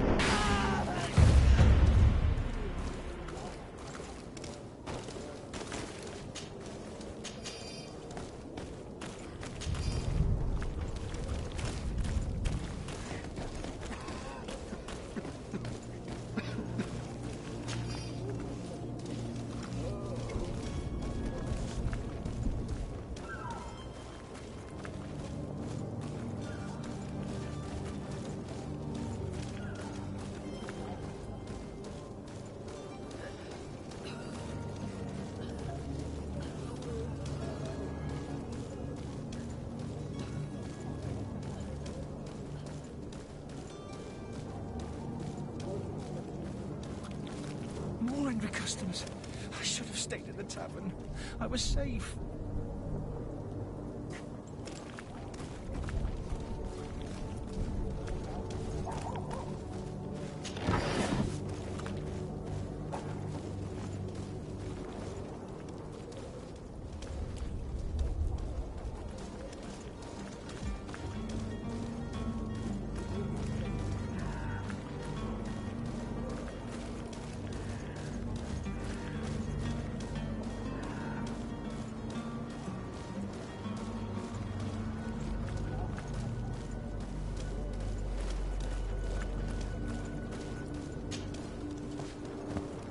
Where are you headed?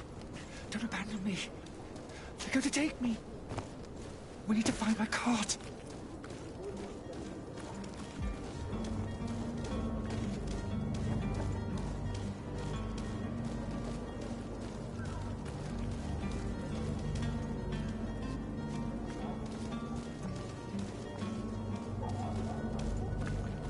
Holy Jesus. To my health! And death to the others! You're running out of energy. Drink a potion. Move away. Things are about to get dicey.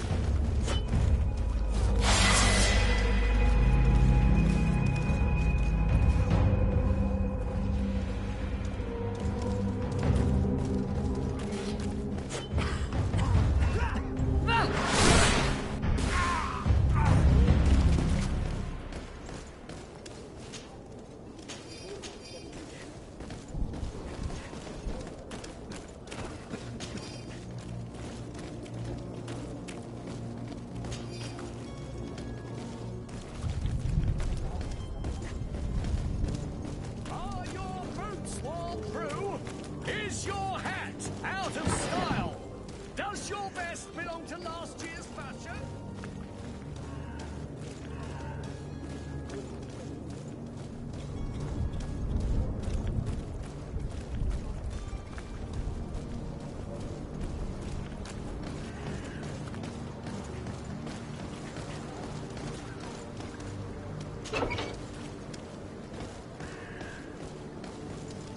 My cart, finally.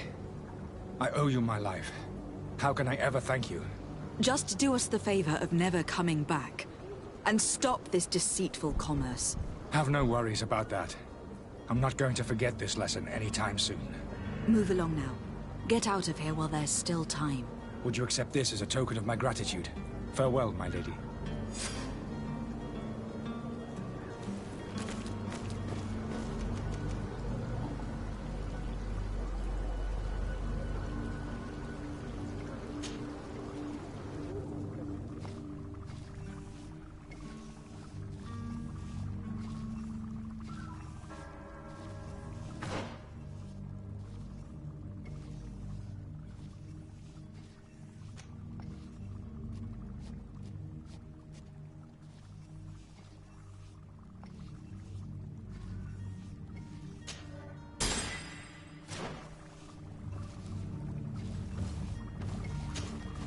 Your Excellency, Lady de Sade.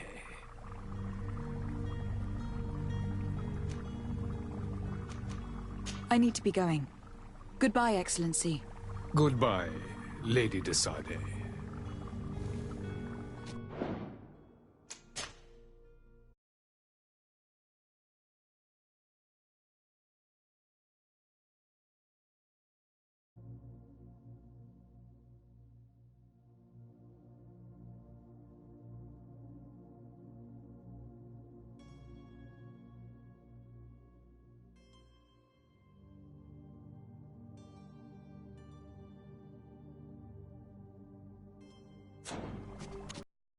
Your Excellency.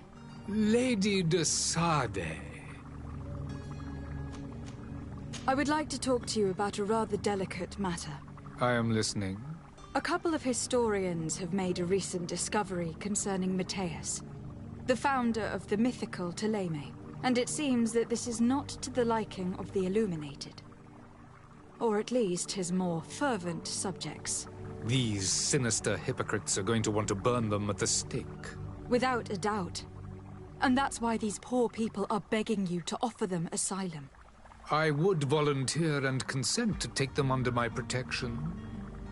But one good deed deserves another. You would like me to first take care of your charlatan. You will certainly prove to be an excellent legate. I tracked down your man near the Coin Guard barracks. Finally! Did you capture him? Let's just say that I put an end to his activities. His reputation in Serene is forever tarnished. Matters turned out a little more complicated than anticipated.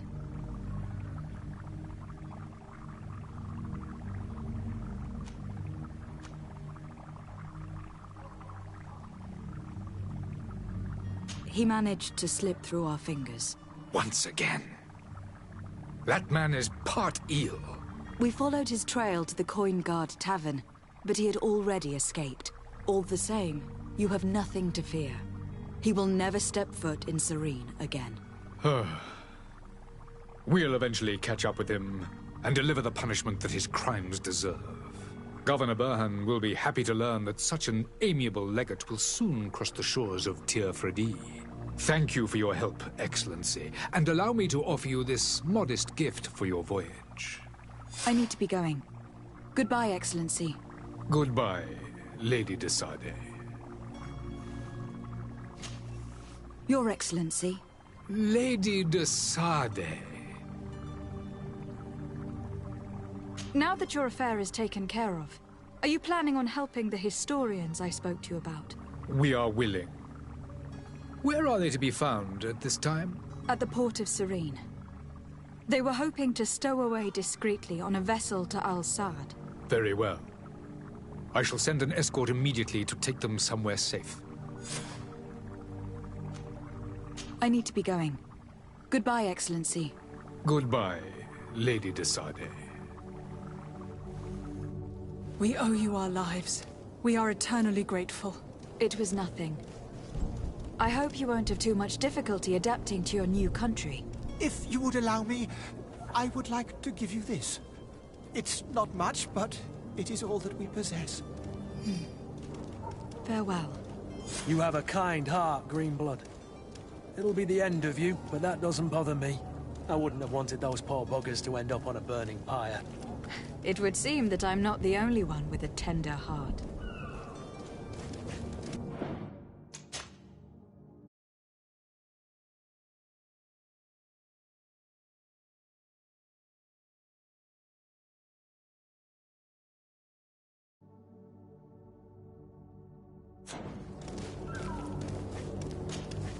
Greenblood, do you need something? I must leave you.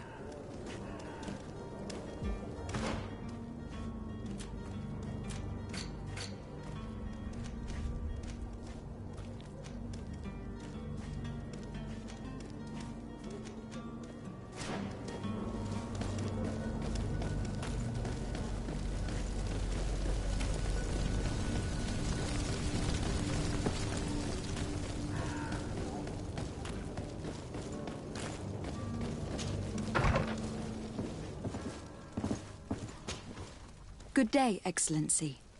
Lady de Sardet, to what do I owe the pleasure? It pains me to inform you that the heretics you seek have fled. Curse them! How could that possibly have happened?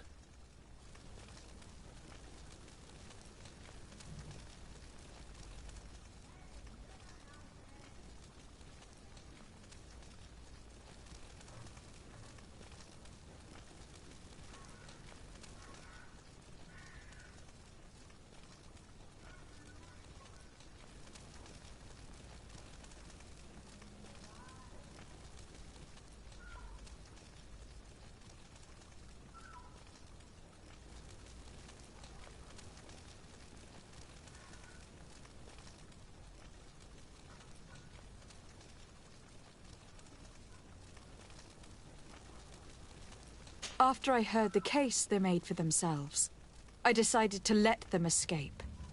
What are you saying? They convinced me that your accusations have nothing to do with heresy, and that their only crime was discovering historical truths denied by Ptolemy. And you gave credence to the lies preferred by these blasphemers.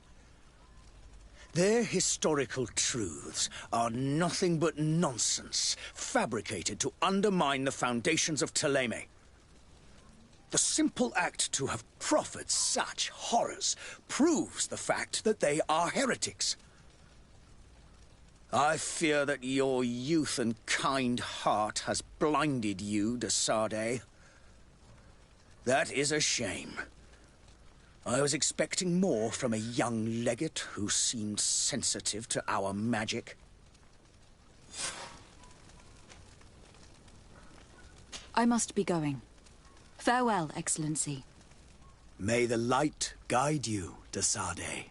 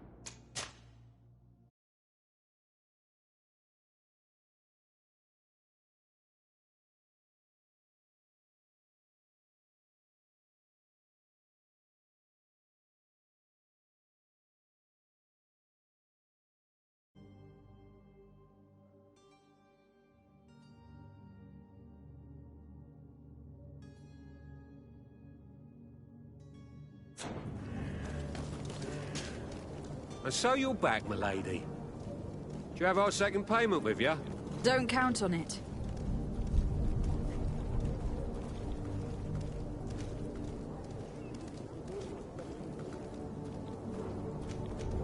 We shall return.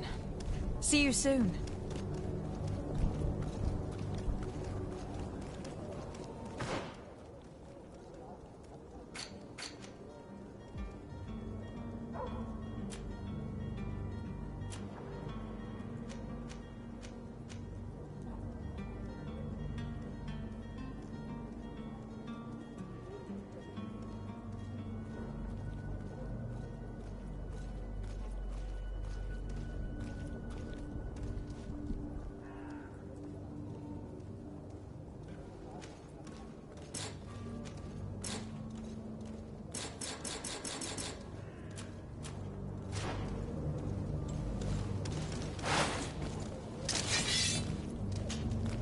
And so you're back, milady. Don't count on it. This is preposterous. Your master is a thief. And I have no patience for bandits and robbers. Either you give us back what's ours, or we'll take it. Your idea of diplomacy isn't all that different from my own. To the devil with ya. Since you leave us no choice... The merchant's clerk isn't hearing your arguments. The only thing left is a show of strength. Sorry, Greenblood. If I'd have known, I wouldn't have gotten you mixed up in this.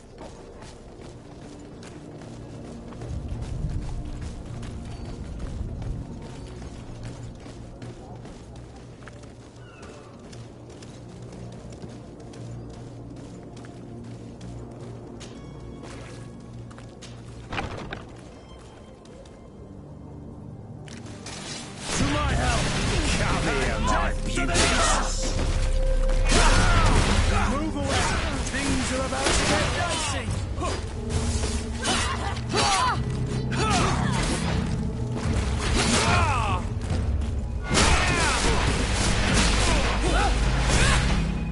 Stop! I beg of you! He seems to have grown wiser all of a sudden. Yes, yes! Don't hit me anymore! Very well. I'm counting on you to deliver this merchandise as quickly as possible. Yes, milady. I'll take care of it immediately.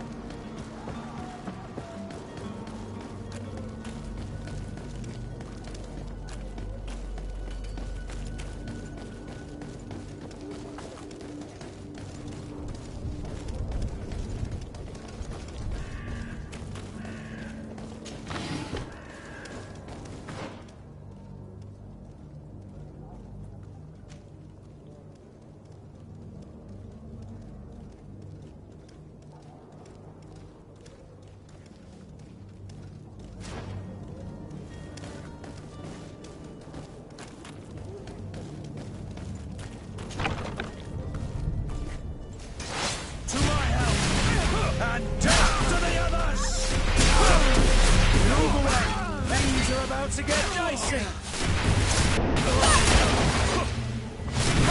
You're running out of energy. Drink a potion. Stop! I beg of you. He seems to have grown wiser all of a sudden. Yes, yes. Don't hit me anymore. Very well. I'm counting on you to deliver this merchandise as quickly as possible. Yes, m'lady. I'll take care of it immediately.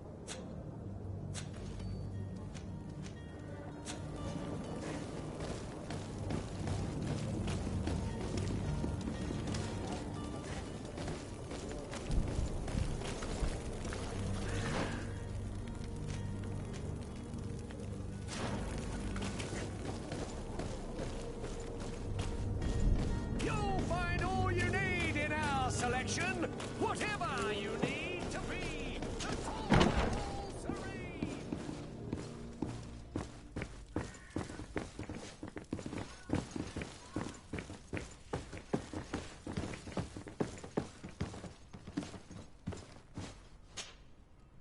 Lady Desade, I presume.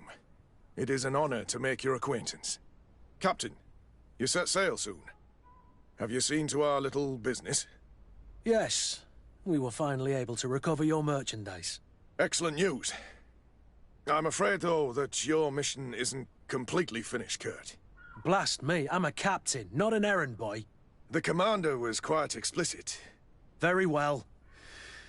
What do I need to do? The merchandise that you obtained needs to be sent to Tier D as soon as possible.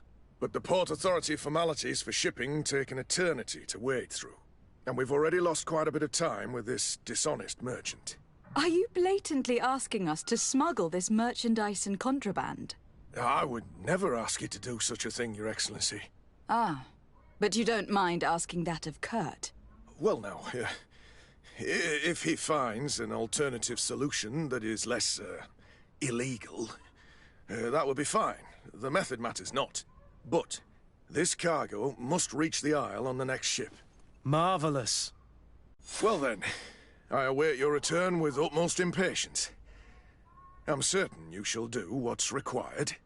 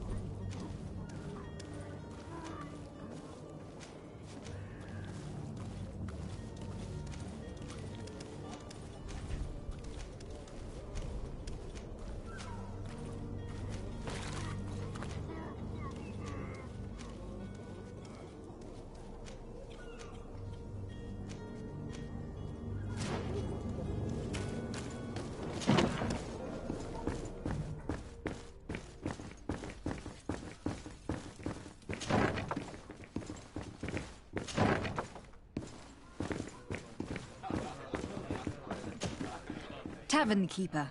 I see you're back. Can I pour you something this time?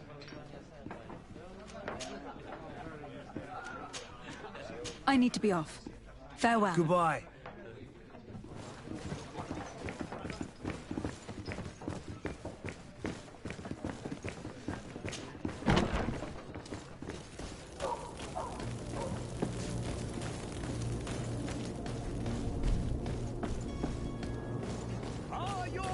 Sworn through?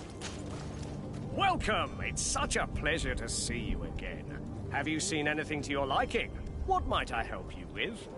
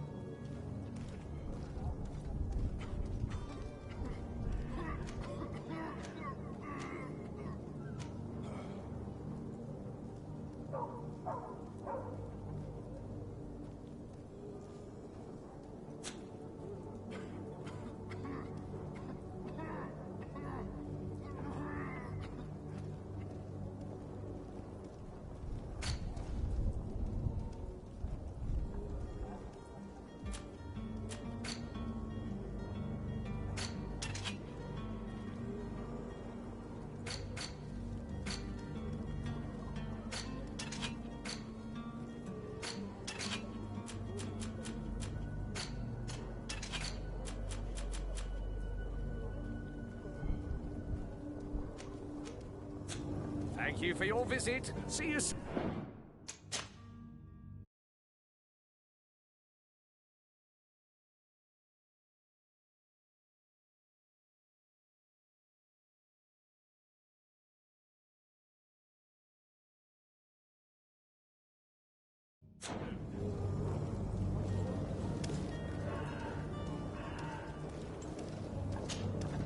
Welcome! It's such a pleasure to see you again. Have you seen anything to your liking? What might I help you with?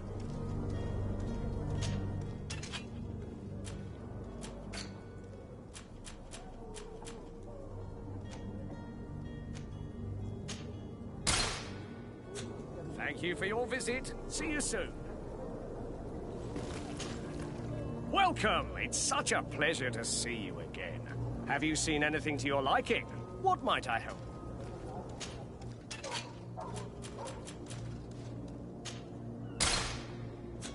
Thank you for your visit. See you soon.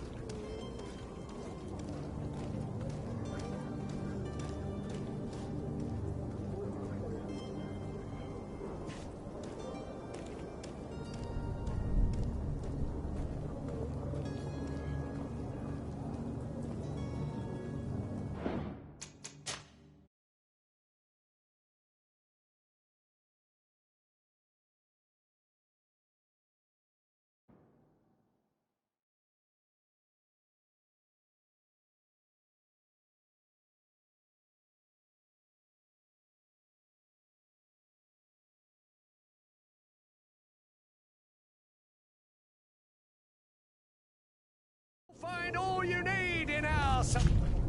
Welcome! It's such a pleasure. Have you seen anything?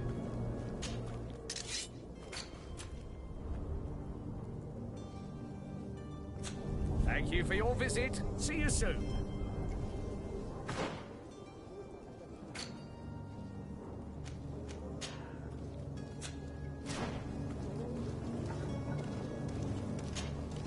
Welcome! It's such a pleasure to see you again. Have you seen anything to your...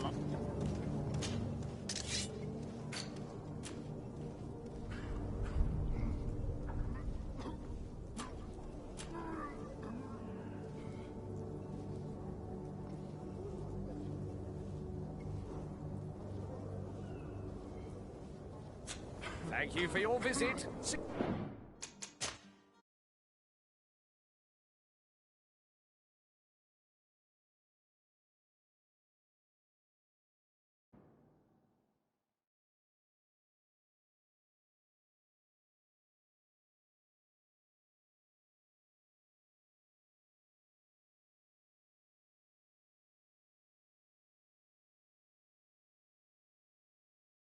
Your boots worn through? Is your hat out of style? Well, have you seen...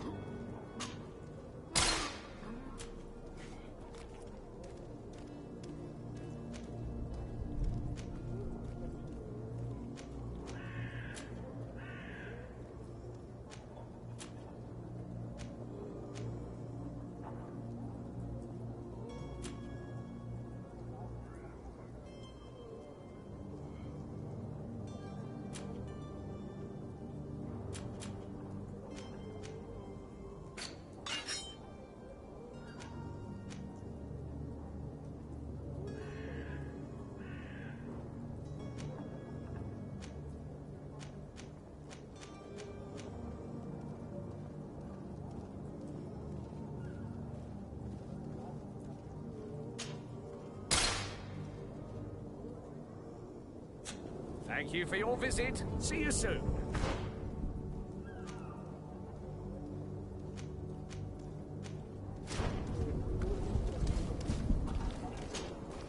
Welcome! It's such a pleasure to have you...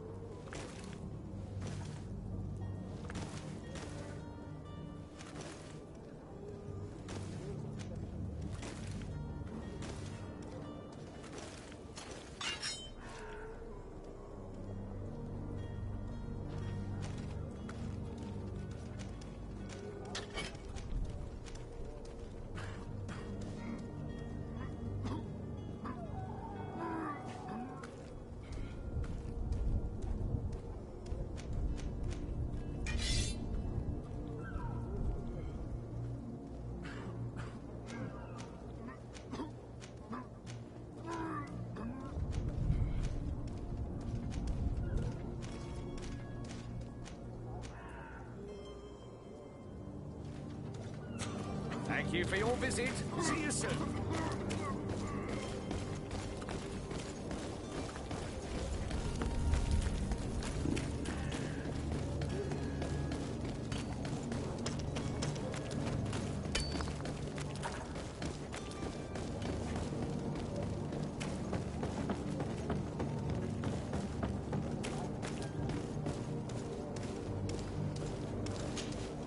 Madam? Are you ready? Can we weigh anchor? We should be able to set sail with the tide, as agreed upon. I have a favor to ask before we leave. I'm all ears.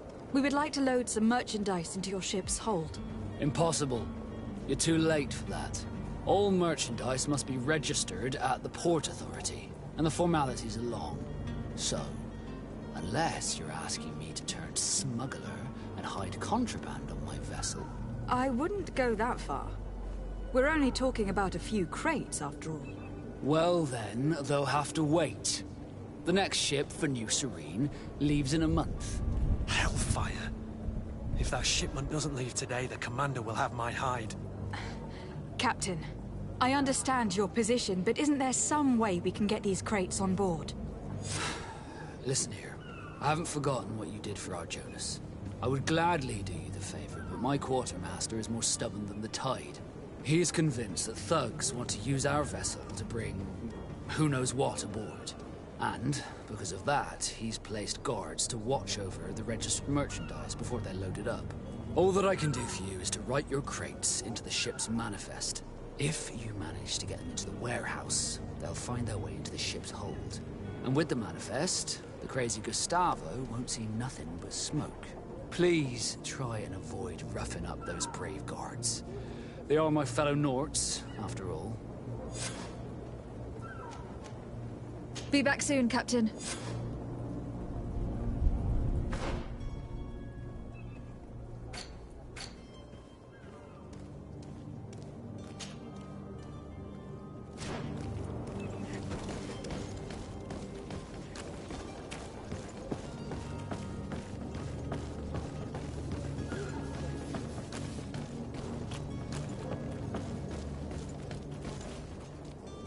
Captain, milady, we were given orders to wait here with the merchandise. The way is clear. It's time to get going. Do your best to be quick and quiet about it. You won't have much time to move at all. Don't you be worrying now. We're off. The warehouse is at the end to the right there. You can't miss it. Move out. Quick steps.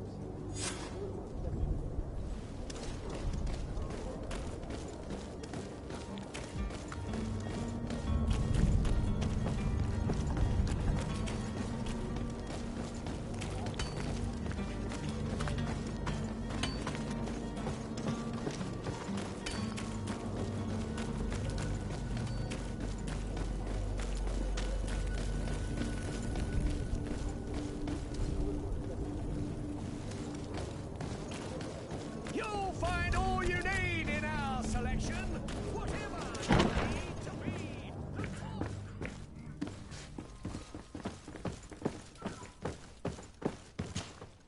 So you're back. Right then. What about our business? We can guarantee that your merchandise will leave with us. Thank you, Your Excellency. And bravo, Kurt. The commander will be most pleased. The cargo shall make the voyage. But who will be at its reception once it's arrived? That shall be your next mission. Once you've reached New Serene, go and find the quartermaster. He will give you new instructions. Until then, I wish you a safe and pleasant voyage, Your Excellency. Kurt, good luck.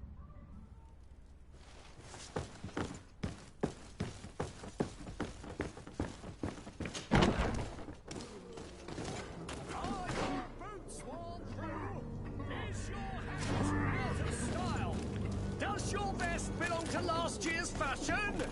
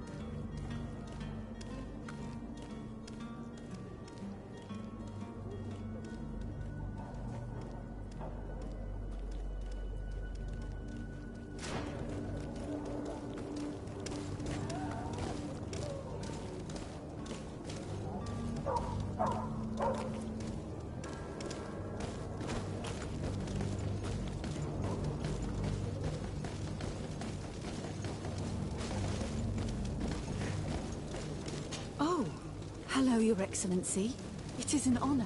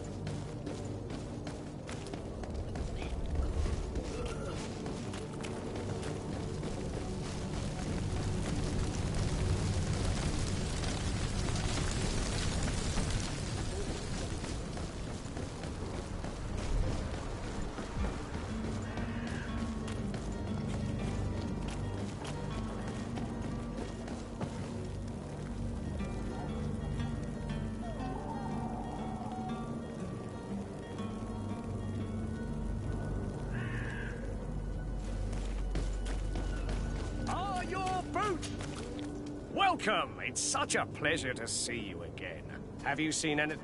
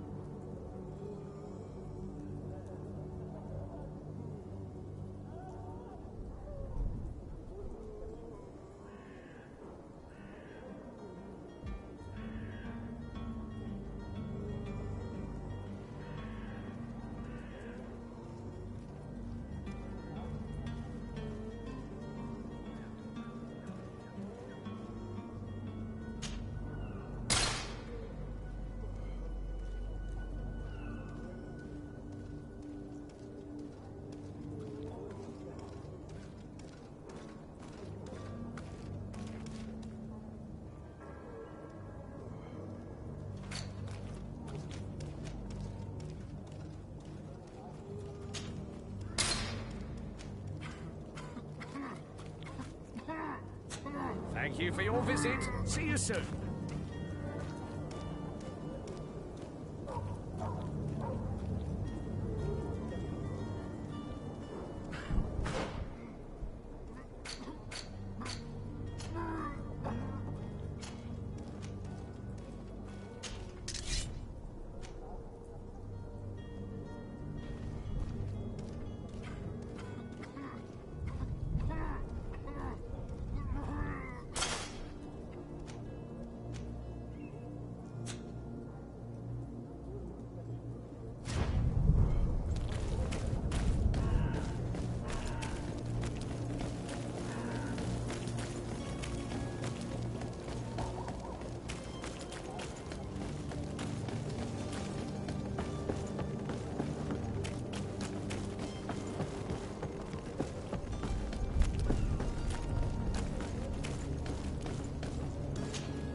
Madam? Are you ready? Can we weigh anchor? We should be able to set sail with the tide, as agreed upon.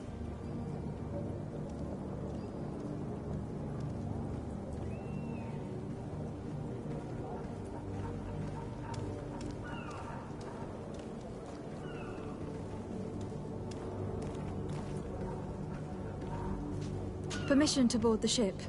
We are ready. Certainly. But keep in mind that we'll be at sea for several months. If you have any farewells to make or any final business to put into order, now is the time. No, my house is in order. We are ready to embark. Perfect. Follow me. I am so eager to discover Tir Friddy. My isle. My new city. You'll need to arm yourself with patience. The voyage will be long. I've been told the trip lasts months. And they say the place is full of gigantic creatures. As big as buildings. That's right.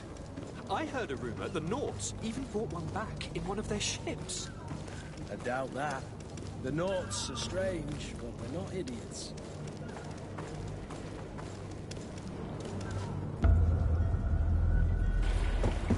The beast is awoken! Those conniving, pista-stilling, bridge-building liars.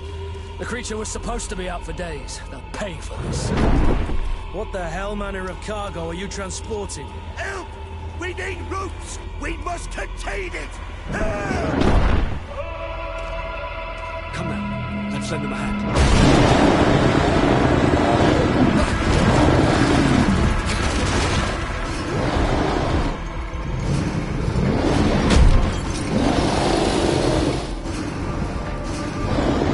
Watch out!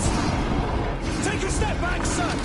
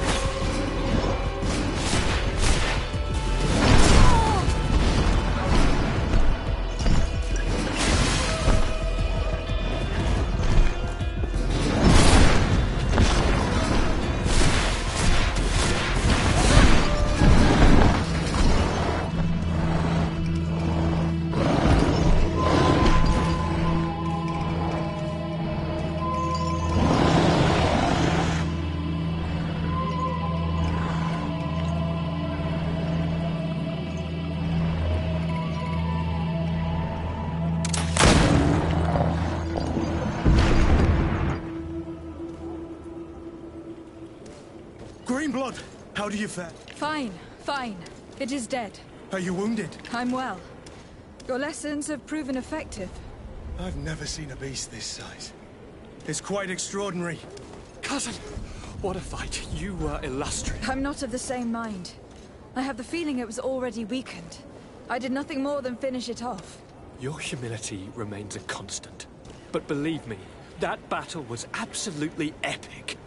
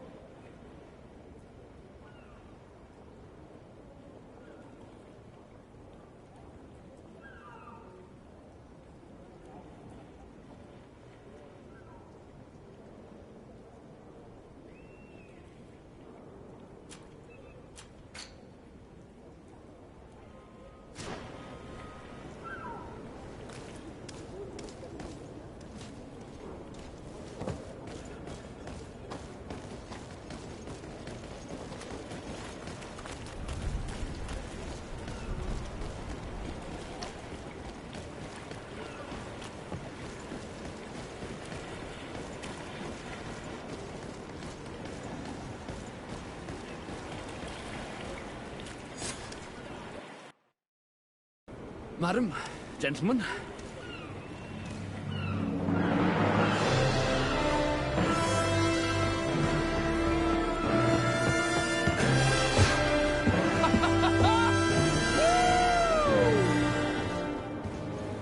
Your cousin's enthusiasm is most impressive. This journey is his long-awaited chance to prove his worth. He has a demanding father. More likely he's just happy to be free of this hornet's nest. I definitely know I am. That's certain.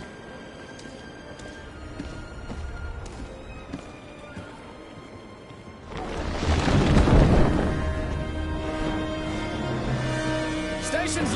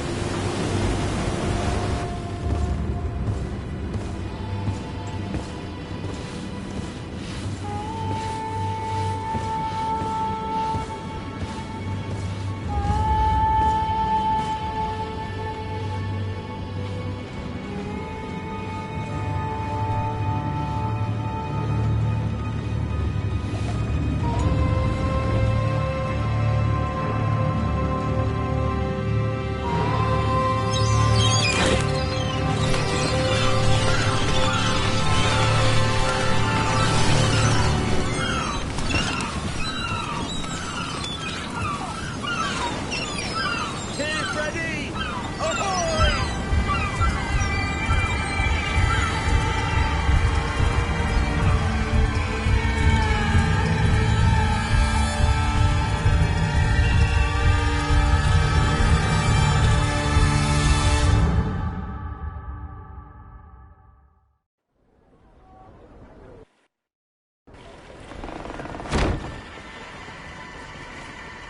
What a charming welcoming committee. Gentlemen, I am Constantine of House Orsay, your new governor. I have no idea what sort of ceremony you've prepared for my arrival, but I would gladly skip it, so... Indeed, these are rather peculiar customs. I see, it seems you were quite intent on serving me a drink. Hello? Cat got your tongue, gentlemen? Would it be those annoying beaks? I am truly sorry. These doctors should have shown a greater measure of courtesy. Thank you, dear doctors. Move along. Don't trouble the Nords. Pay no attention to them. Instead, just drink. The long voyages at sea require the appropriate treatment as soon as we land. According to our scientists, without fortifiers, you might catch your death, and that would be quite regrettable. I should have chosen death. This concoction is liquid torture. I would think that they would have warned you on the ship. Not in the slightest. And you must be Lady Morange, my predecessor. You are correct. There you are! To your health! Aha! You got your dose of bile too. Allow me to present to you Lady Morange, and to you, my dear lady, my most trusted cousin. Where is the captain? He seems to be preoccupied with some sort of admiral. Indeed. Then I will have to thank him later for this most marvelous voyage. Excellency, lead me to the palace, I beg you. And, whenever possible, go by way of all the intriguing alleyways. I am dying with impatience to discover this new city. My city! Your Excellence! We must wait for our escort! No need. Have no fear, for I am here to defend you, my lady. I've been scullied. How so? My admiral laid me off. My cousin was nonetheless delighted with your services. I hope that there was no misunderstanding. None, I'm sure of it. She just ordered me to give you any assistance you might need. This request doesn't seem to please you. Don't take offense, but it's not pleasant for a captain to abandon his ship. In any case, here I am at your service, for a while.